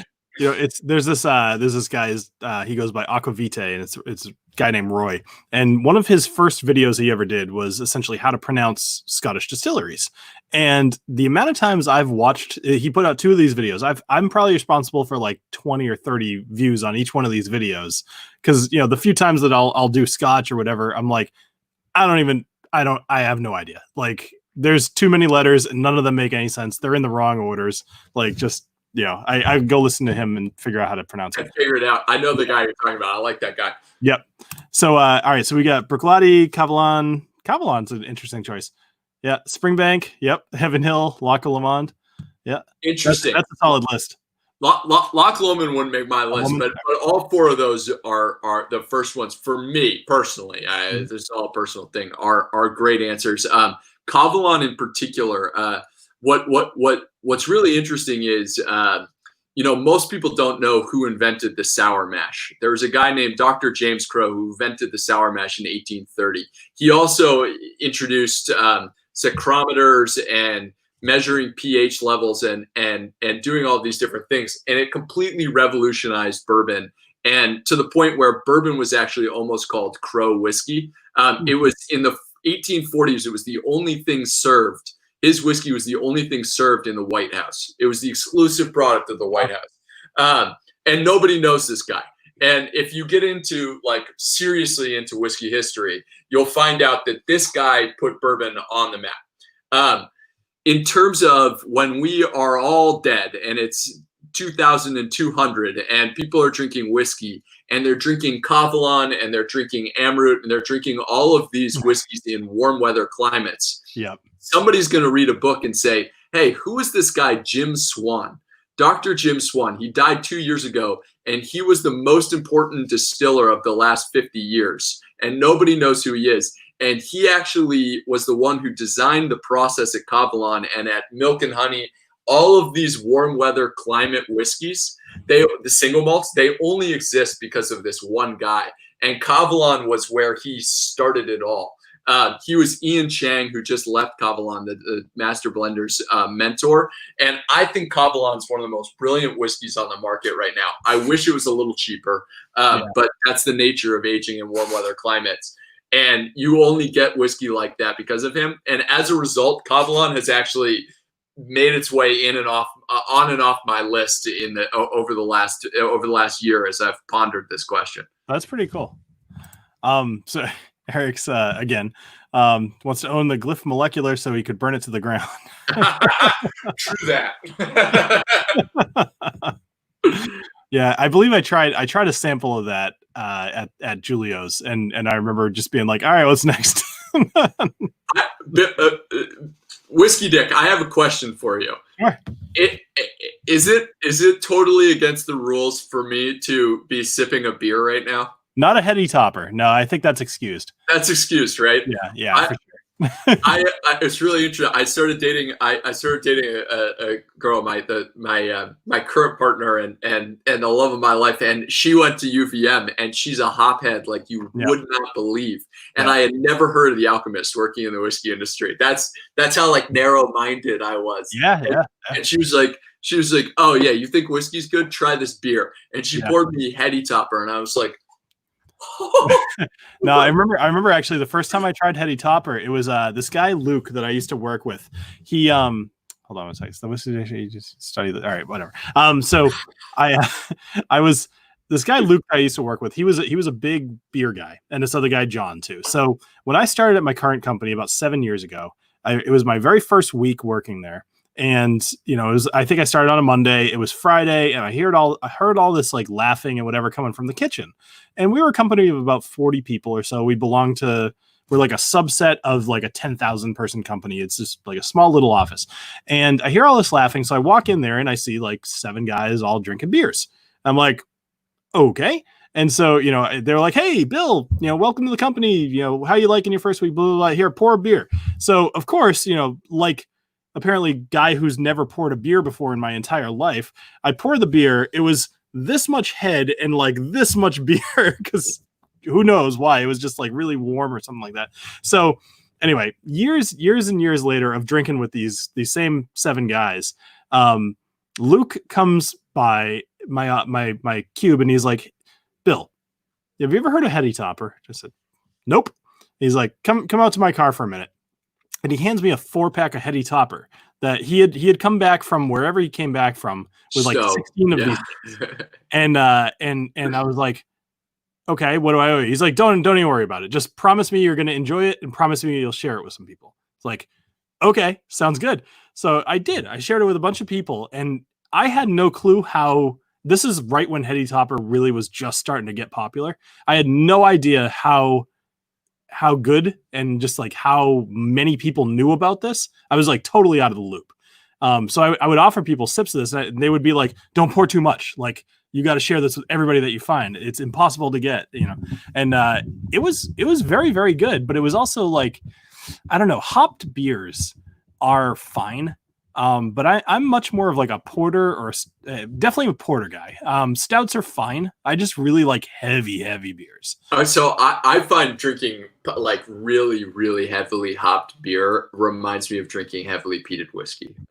It's obviously it's not the same taste profile, but I have a very similar experience. Actually, The Alchemist makes my favorite beer, which isn't heady topper. It's Focal Banger, which is a little less hoppy and a little more citrusy, and that for me is. But I feel you. Porters are the oldest thing I've ever consumed. Is not a whiskey. It's not a Madeira. It's not anything. It's actually a beer. I had a crazy experience where I drank a beer that was brewed in the original brewing year of Bass Brewery in England, which was founded in 1869 or something like that. So I drank a 150-year-old beer.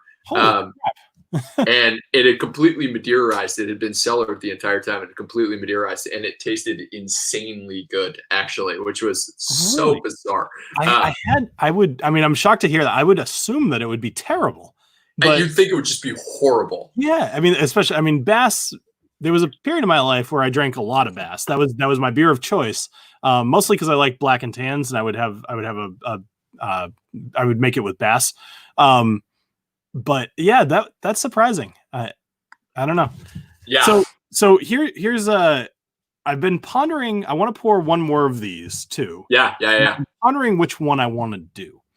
And I'm genuinely not sure which one I want to choose. I'm leaning towards the 18.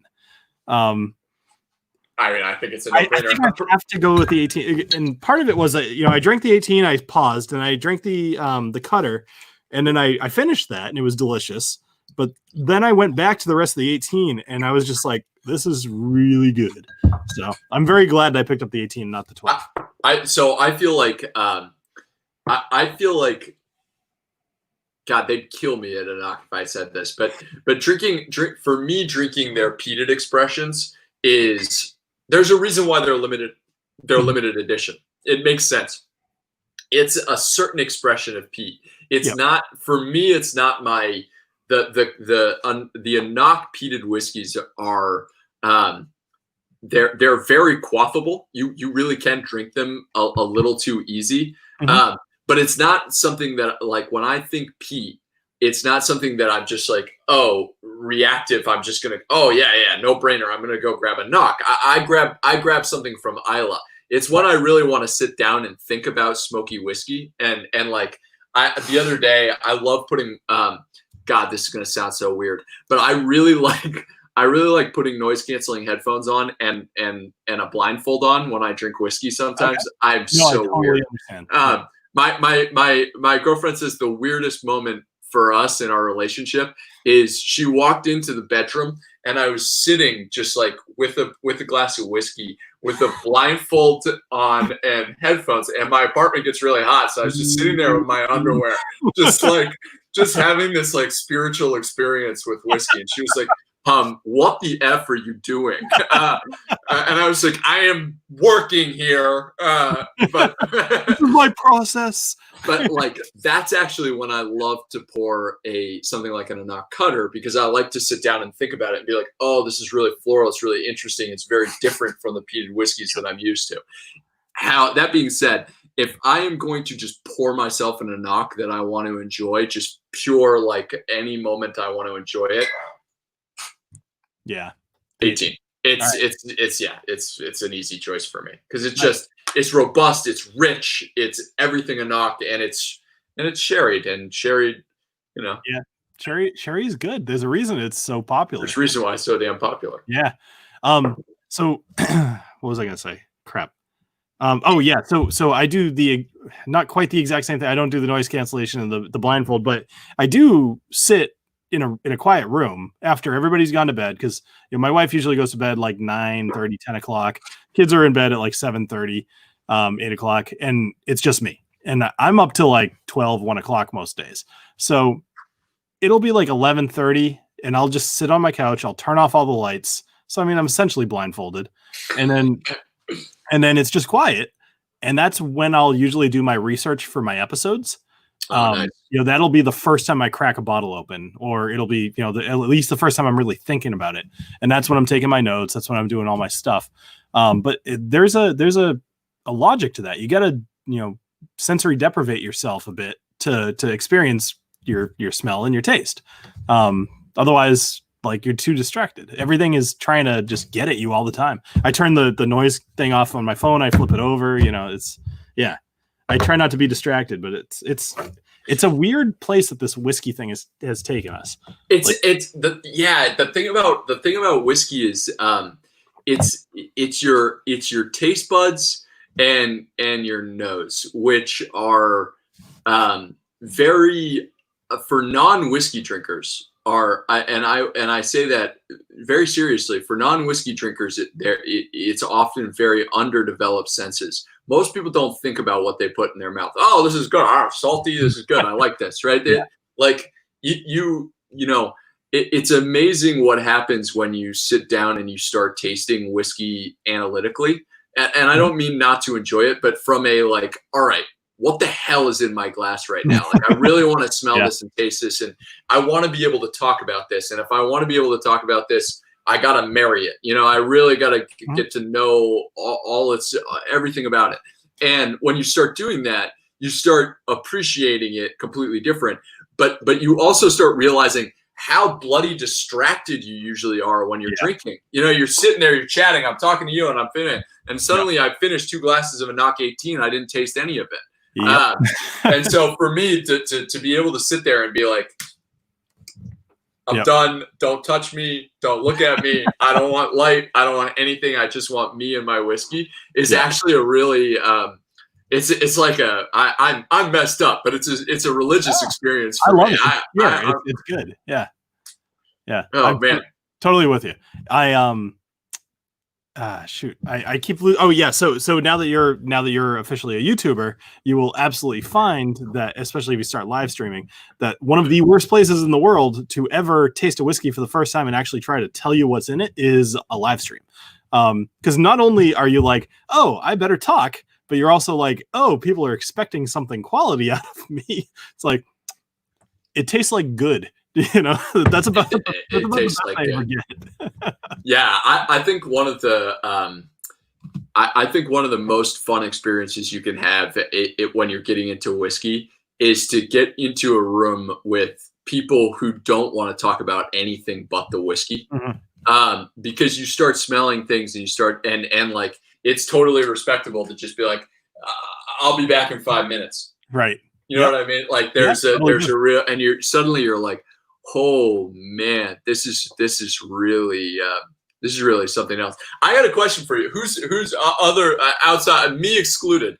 Who's the person you had the most fun drinking whiskey with? Like when you look back and you go, I drank with this person, and we drank this, and it was the most fun I've ever had drinking whiskey. Can you think of what that is? Answer for that? Technically, there's 3 answers. Okay, 3. Give me 3. They're all other YouTubers here. And I don't want any of the other ones to be offended. They just happen to be the people I live stream with the most. So Bobby and Sam from My Whiskey She Wines. It's funny. I genuinely feel like some of my viewers don't tune into my live streams when they're on, because they're very crass. But I have so much fun drinking with those people. They're hilarious, and they make me laugh. My Whiskey She Wines. I Whiskey She Wines. My Whiskey She Wines. Got it. So it's Bobby and Sam. Very, very. You'll definitely find them. So they're a couple, and they kind of play pranks on each other a lot, especially if, like. So I belong to their Patreon, and they do a lot of behind the scenes stuff. And most of the times, she'll drink too much on the stream, and he'll like write on her face like college style. And so I don't know why, but for some reason she's started like people accidentally call her Pam. Her name's Sam, and people call her Pam. So the last time he wrote the word Pam on her cheek, and just whatever stupid stuff like that. But they're just really fun people. And then there's this other guy, Matt Zitrick, who actually he's the Whiskey Crusaders. He is just a really fun guy. He's super knowledgeable as well, but he's got just a gigantic collection. So anytime I talk about any whiskey, his recollection is incredible too. He'll be like, oh yeah, no, that whiskey is this and made in this and all about this. Like he can go toe to toe with most people. Very, very fun people to drink with. And so I would say like my favorite people to drink with are other whiskey tubers, or when we go to the thing at the Bastards Ball and we all are drinking at the hotel that night, like just drinking among all those people is really fun. It's really fun. Yeah.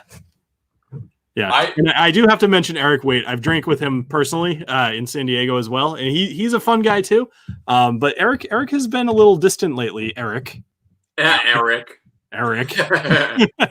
putting out like a video every day, so I think that might be part of the reason why he's been a beast lately. All right, you just reminded me of the I would say the funniest whiskey experience I ever had was 2014. It was 2014 Whiskey Fest New York.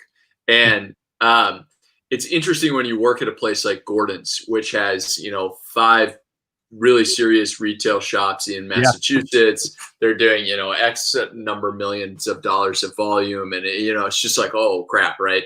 And, I was a kid. I was not important in the industry. But Glenmorangie actually gave me, they had free tickets to Whiskey Fest, or they had tickets that they were supposed to give out to important people, and they gave me one. Okay. And so I got a free ticket to go to the VIP everything and whatever. And so I'm like, okay. So I took a train into New York and I went to Whiskey Fest. And I just, when you work in the industry, the point of the whiskey festivals is not to see people. Everybody thinks it's about seeing people. These are the like one time a year that all the industry folk get to see each other. And and it's a big party for the guys standing behind the tables. I can see that. And, as you can imagine, right? So I was doing that and I'm chatting with a bunch of people, and Gregory Fitch, who is like the president of Hodling now, which used to be Anchor, right? It's like a mega, and they, at the time they had Westland, they had Cavalon, they had a bunch of different things. I was chatting with the Massachusetts rep, and he sees us and he goes, he happened to have just done a tasting 2 days earlier at Gordon's. So he goes, "Hey, Nick, come drinking with us right now." And I was like, okay, right? Like, Okay. you don't have to ask me twice. Yeah. And we went to St. Andrew's Pub, which has now been closed because they raised the rent in Times Square. But at the time, it was the biggest Scotch whiskey list in New York.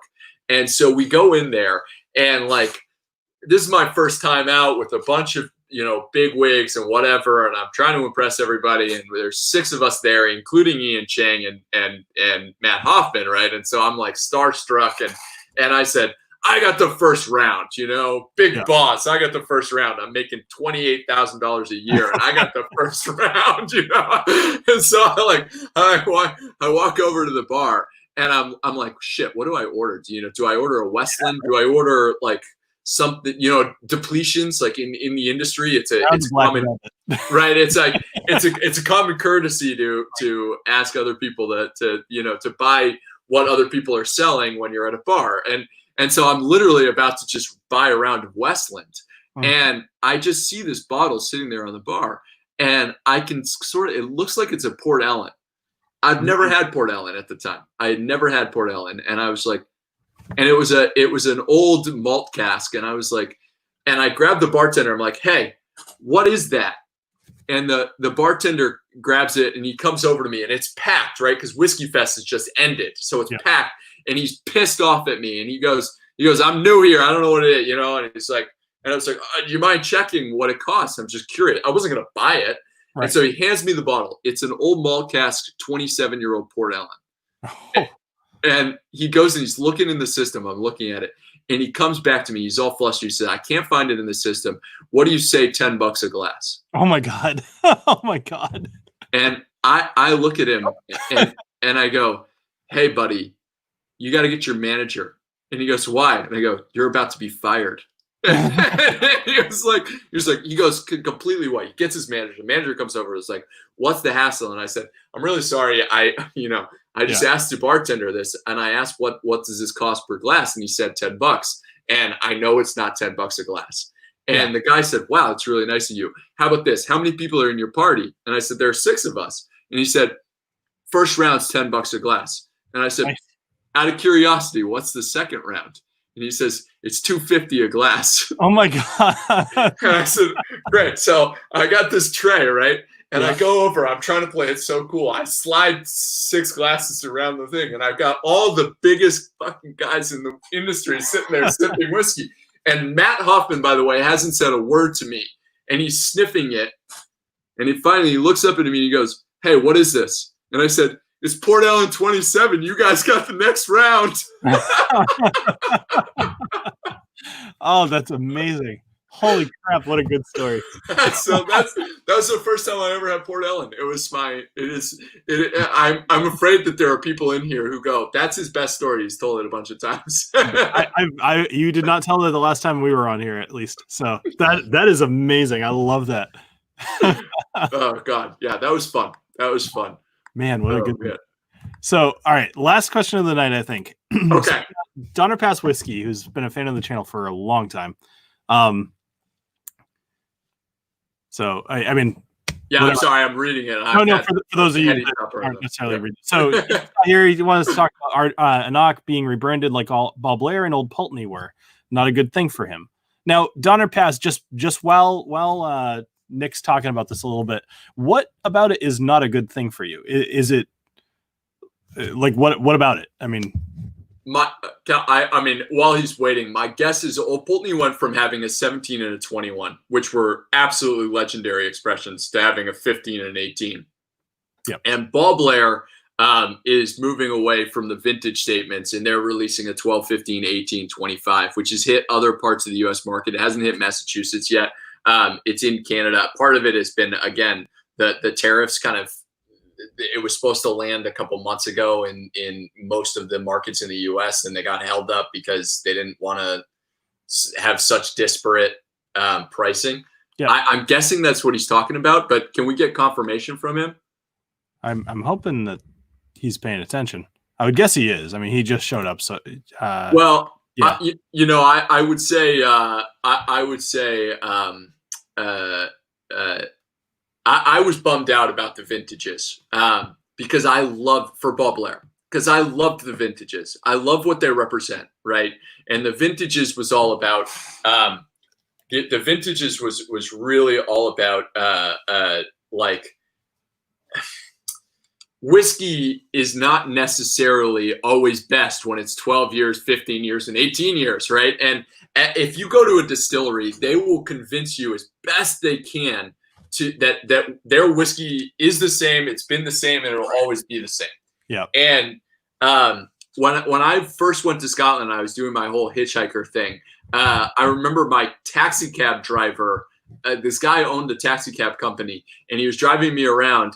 And he saw all my notebooks. I used to carry like 40 notes. I would just write the whole time. I was like this insane kid, just writing every note I could about whiskey. Not much has changed. Not much has changed. He was like, "Hey, buddy, like, what are you doing?" And I was like, "Oh, I work in the industry, and I'm trying to learn everything I can about whiskey." And it turned out the guy had been a former Diageo distillery manager, and he had retired and started a taxi company to take drunk assholes like me to whiskey distilleries. And he was like, "I'm going to tell you all the secrets, right?" And he told me all the dirty little secrets whenever he was like, "Here's my card. You call me when you want to get driven around." And I would go, I'd do the tour, and then I'd get in the car, and he'd say, "That's a lie. That's a lie. That's a lie." And he would tell me why. And he would say things like, when you go, they'll talk to you in the mill. They'll say, "We always go 70, 20, 10, flour, grist, and millet," or whatever the hell it is. Yeah. And he said, they never get it that way. And, oh, well, they say they get this, but they never get it that way. And what you quickly realize is they're constantly troubleshooting with whatever problem they have to try to make the whiskey as close to consistent as possible. Makes sense. Yeah. Nonetheless, based on barrel changes, based on industry changes, like you think about how different the whiskey industry was just 12 years ago. Right. Holy shit, right? Like so much has changed about the industry. It's really hard to keep the whiskey consistent. So when Ball Blair started doing single malts, they said, "No, we're not going to do a 12. We're not going to do a 15. We're not going to do an 18. We're going to do vintage statements."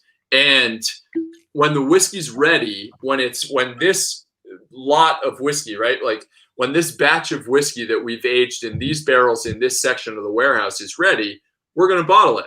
And that's it. Done. We're going to slap a vintage on it. We're going to slap a bottling date on it, and we're good. The problem is, unfortunately, that we, the consumer, and I include myself in that, are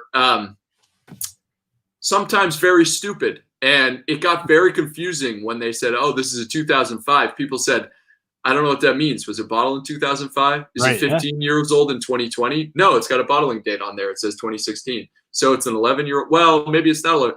And it was just so confusing, unbelievably confusing for the consumer. That I think Ball Blair, they've told me that, hey, our product has gotten consistent enough that we have enough supply that we can do a 12, a 15, and 18.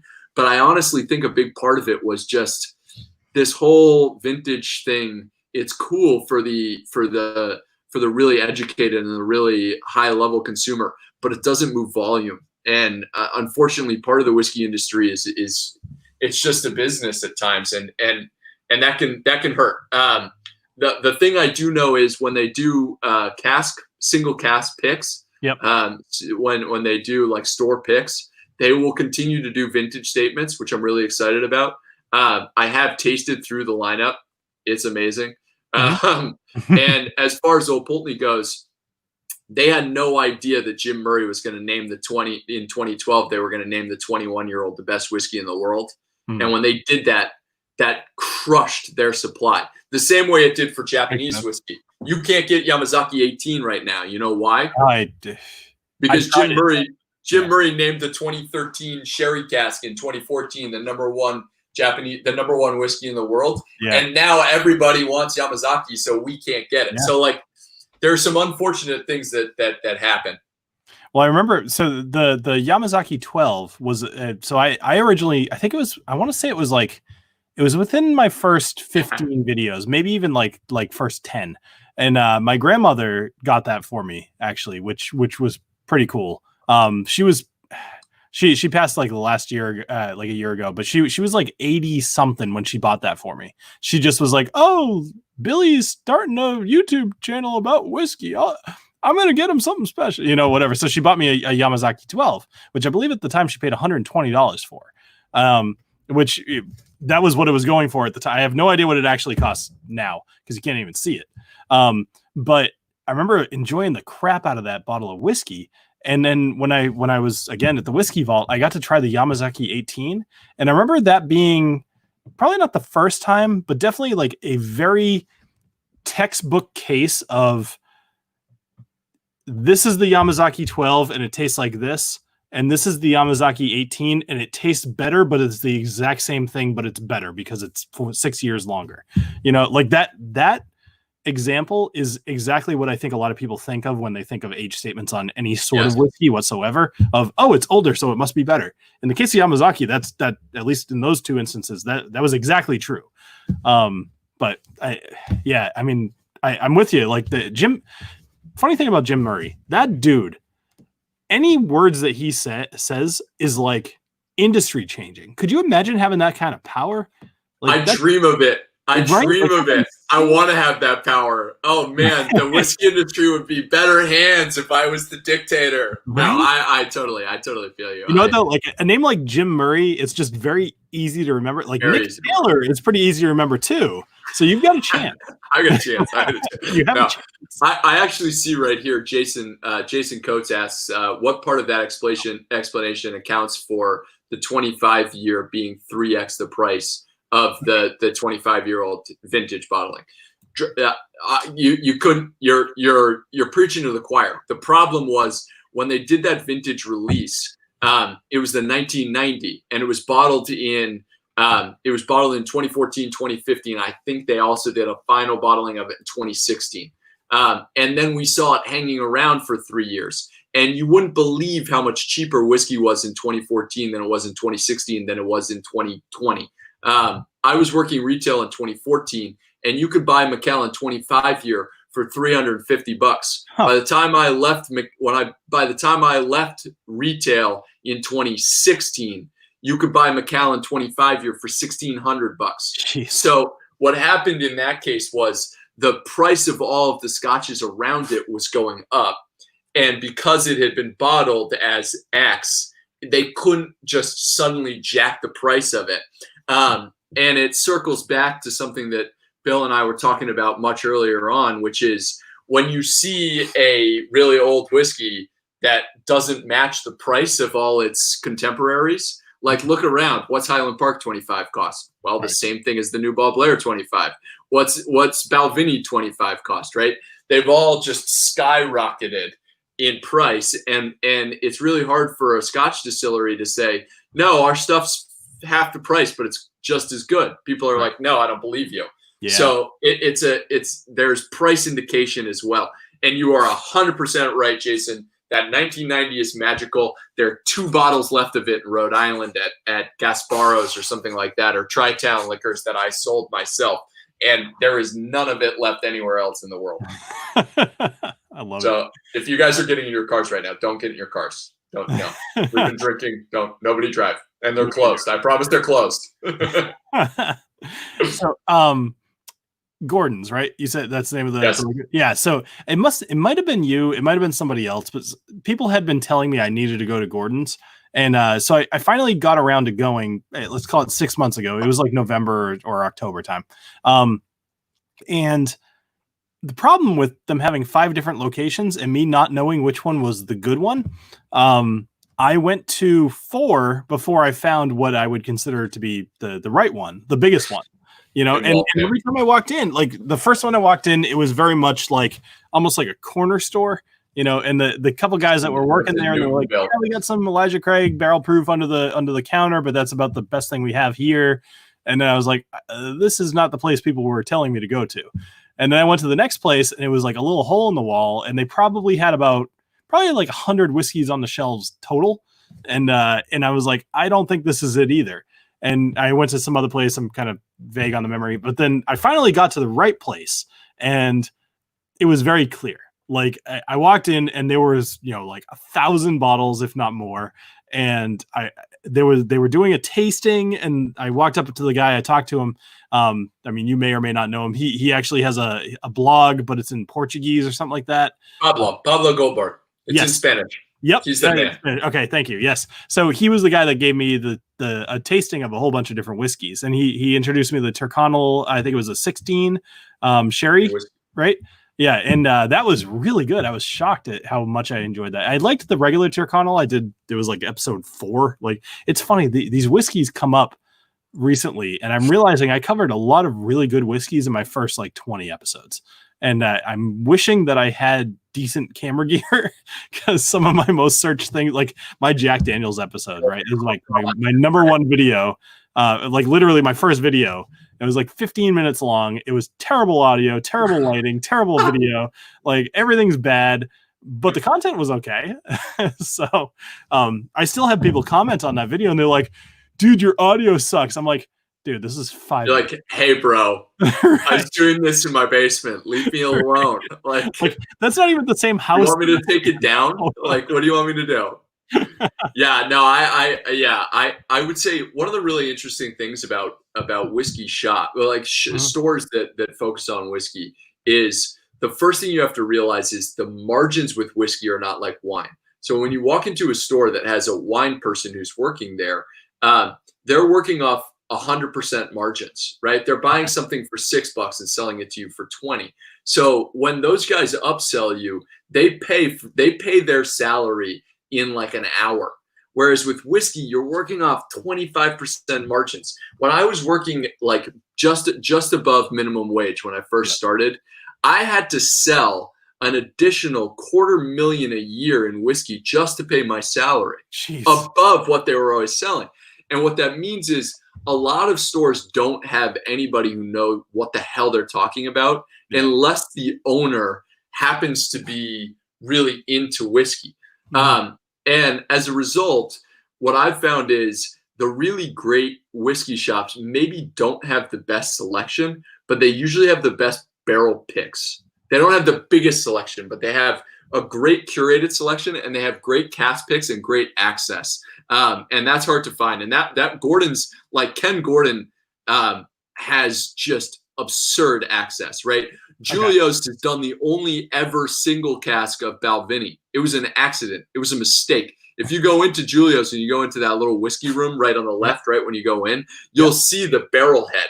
That's the only one that was ever done. I think the guy got fired, whoever sold it to him. Like you were not supposed to be able to get Balvenie single cask. And so a lot of times it's all about access. For me, if you're in Mass, from a like I want to get good whiskey standpoint, it's Julio's and it's Gordon's for getting barrel picks. But when you're talking selection, you just want to be able to see a million different whiskeys and have options and be able to buy a 1995 Signatory Imperial or just like any of these crazy things. It's Norfolk Wine and Spirits. If you guys aren't lined up at Norfolk Wine and Spirits tomorrow, you're missing out. I think I think Bikram is like the coolest. I'm writing that down. Now that's the other place that a lot of people have told me to go to as well, Norfolk Wine and Spirits. And I've actually never been there. I've seen there's some dude that works there that does at least some version of YouTube videos or something. Cause I remember looking for it and I found a YouTube video of a dude just in the store talking about whiskey. And I'm like, okay, well that's a good sign, like I know Ryan from Julio's does a podcast, or like a radio station thing. along with Randall, I think is his name. Yeah, Randall Bird. Yeah. Yeah. Ryan does so much volume in whiskey that it actually makes sense for him to hire whiskey experts. I agree. Yeah, right. I actually genuinely like Ryan as a person. I mean, he's a talkative guy. He likes to be heard. But I'd say that's his only negative quality. Yeah. So everything else about him, honestly, is just really nice. So Eric Evanson has a question about Glendronach. Fire away. That's my baby. So Glendronach 18 Alderus is amazing. The content in that bottle being older than the age stated makes it worth it. I don't really know what he's asking, but No, I know what he's asking. Okay. So the Glendronach 18 it's I think he got the spelling a little wrong. It's Allardyce, and it's named after James Allardyce, who founded the distillery in 1826. There is an R there. I just said it wrong. Yeah. One of the coolest and sort of most sultry stories of a distillery being founded, which I'm happy to tell later. But what's really interesting about Glendronach is Glendronach changed hands a lot over the last 30 years. Yeah, Steve, you got it right there. Allardyce with an A. One of the really interesting things is Glendronach changed hands quite a bit. And from 1996 up until 2002, the idiotic owners of the distillery at the time decided that they were going to take Glendronach and make it into a blending malt. And they put 90% of the whiskey that had always been put in Spanish oak into ex-bourbon American oak barrels. And as a result, when they released first the 15-year-old revival, after it changed hands again, when they released the 15-year-old revival, it could be 15 years old and 15 years old and 15 years old up until 2000 and 15 years after 1996. So 2011. Yeah. And then after 2011, they didn't have the stocks of ex-sherry cask whiskey to be able to continue to supply the 15-year-old. So what they did was they started supplementing it with older and older and older and older whiskey until in 2015, the 15-year went completely away for a couple of years because it was literally like, we just don't have anything left that's 15 years. Now, the same thing is happening with the 18-year, because if you go back 18 years, they didn't have any stocks of whiskey. And so to be able to get the flavor profile right, they've actually had to age older and older and older and older Glendronachs in there. If you look it up, if you're really interested, if you look it up, you Google around a little bit, there's a blog post about it that I found a long, long time ago that shows how old the 15 was. And it's really interesting because the 15 came back this year, and then some idiot at Forbes or something like that named it the best whiskey in the world. The 15 just won some big award. And what's funny about the new 15 is I have it. I have the new 15, and the new 15 has just a little change in writing on the label, and it says aged in Oloroso sherry and Pedro Jimenez sherry casks. Mm-hmm. Glendronach is better in Oloroso. I promise you it's better in Oloroso. And the Oloroso sherry butts are really hard to get your hands on, so they've had to supplement their supply over the last 30 years with Pedro Jimenez barrels, and I do not like Pedro Jimenez barrels as much as Oloroso. So the switch over to mixing Oloroso and PX, I've done a side-by-side. It's not as good as it used to be. The Allardyce is where it's at right now. The Allardyce with Glendronach is just where it's at. Now, thank you, Jason. It is the Glendronach is better in Oloroso. Hold on. Yeah. Sorry. Give me 2 seconds. Yeah, take a minute. So just for those of you that are in the stream still, I'm totally into this 18. I've actually poured 3 times the 18 that I have the cutter. Oh, okay. All right, hold on. Let me make you big here. Give me the big. Yep. Glendronach. I bought this a year and a half ago with my brother. This is a 25-year cast strength hand fill Oloroso. I wish I wasn't worried about YouTube censoring you, because I would drop about 12 F-bombs about how effing good this is.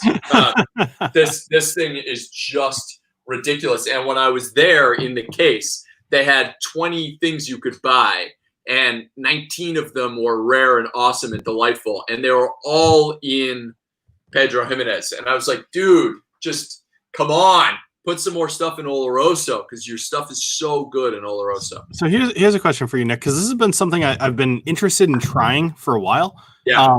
And of course, the third sherry person is escaping me at the moment. But do you know any whiskey that's basically been like, we're going to take the same juice and we're going to put it in ex Oloroso, ex Pedro Jimenez? Is it Jimenez? Yeah. I'm realizing I've been saying it wrong forever.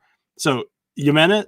I honestly, Pedro X. Pedro PX. Let's just call him PX gas. Right, PX. Yeah. And then what's the third? There's a third sherry that's pretty prevalent. There's Amadillo, or please, my Spanish totally. I know what you're talking about. That you can't think of it either, because I totally can't think. Either way, do you know any whiskey that's aged or finished in more than one different type of sherry with the same juice, to give people that option of seeing what they like? The only big comparison I've had side by side, yes, someone, thank you, Fino and Amontillado, Jason. Yep. Jason, you're on fire tonight. The only ones I've had back to back, like really had a nice chance to do side by side, was like Glendronach, that I can remember.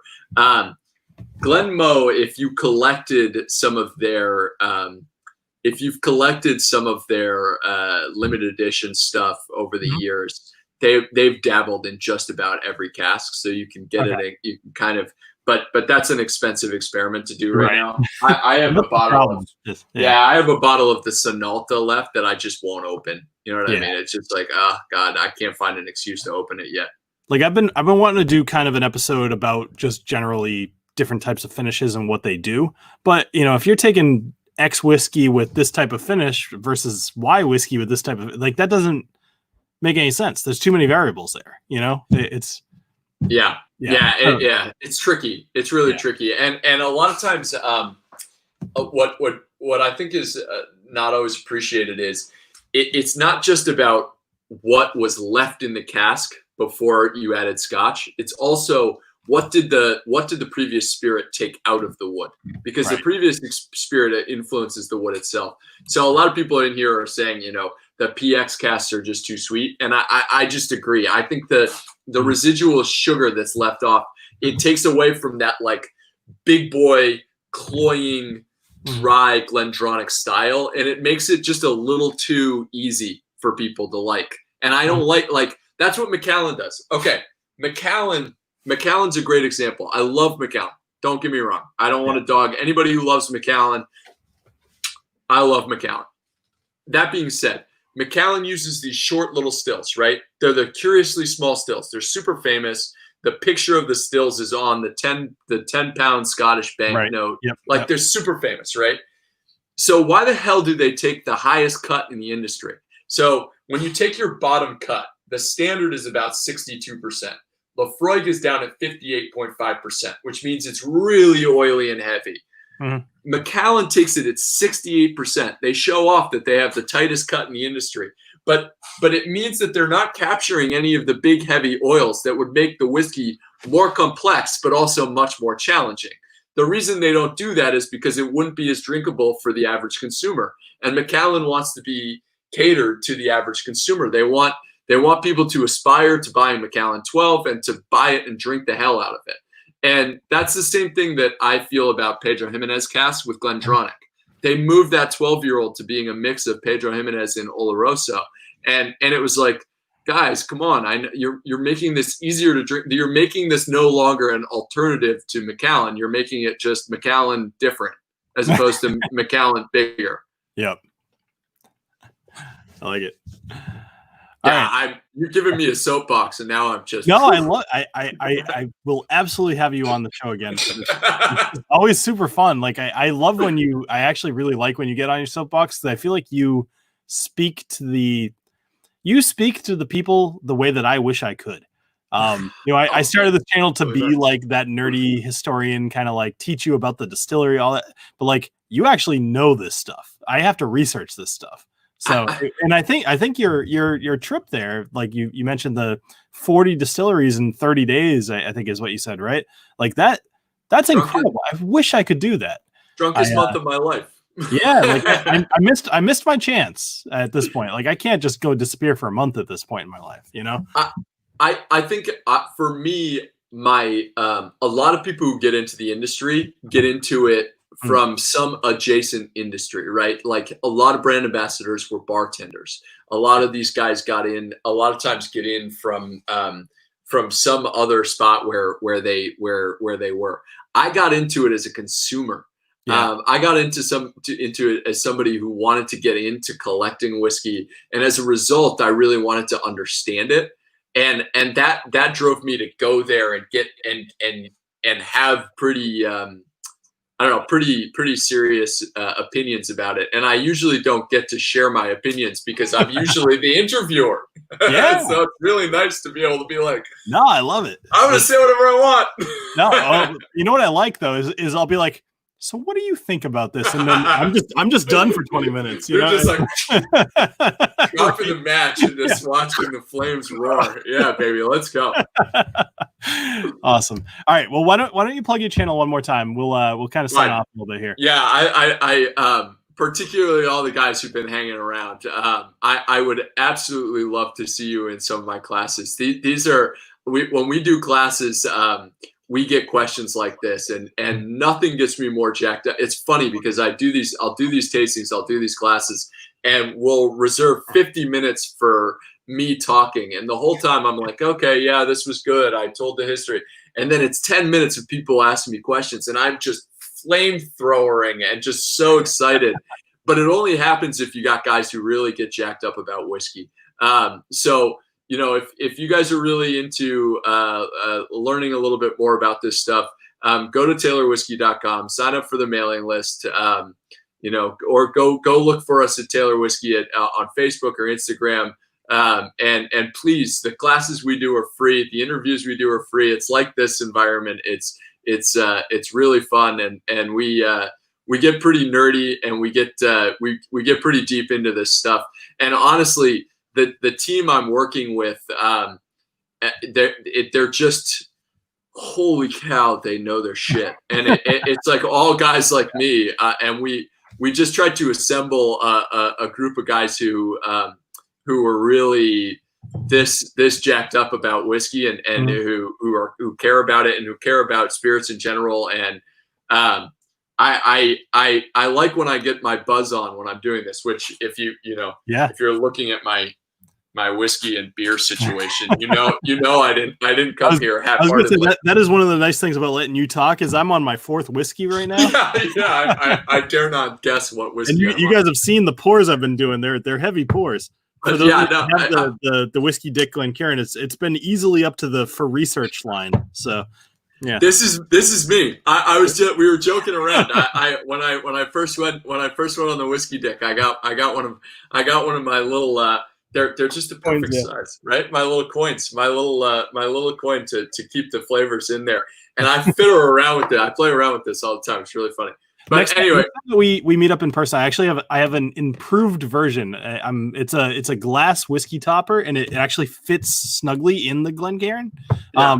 I sold out of. I bought 50 of them, and I sold out in like 3 weeks.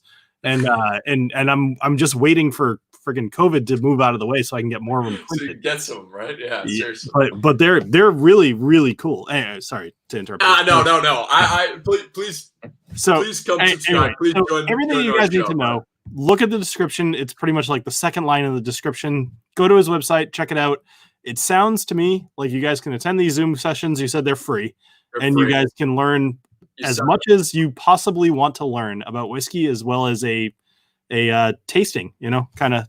Yeah, and when the world opens back up, we'll reach out, because we do dinners and we do tastings and we do things in person where you can actually sip on the stuff that we're talking about.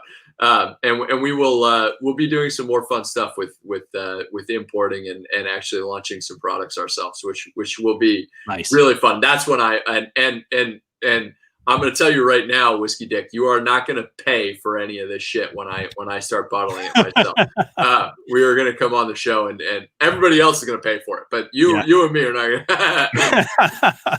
I will hold you to that, but that sounds like an awesome time. You can hold me to that, and seriously, thank you for having me. Absolutely. I have when I say every time, because it feels like I'm on this. I know, right? Exactly. But I've only been on twice. But every time I've been on, it's been so many fun. We've probably talked 4 times. We've done 2 live streams, but this feels pretty awesome. You have the best. You have just a wonderful radio voice, and like I just, when you start talking, all I want to do is talk. So I appreciate it. So what you just said is that when I start talking, all you want to do is talk over me. Yes.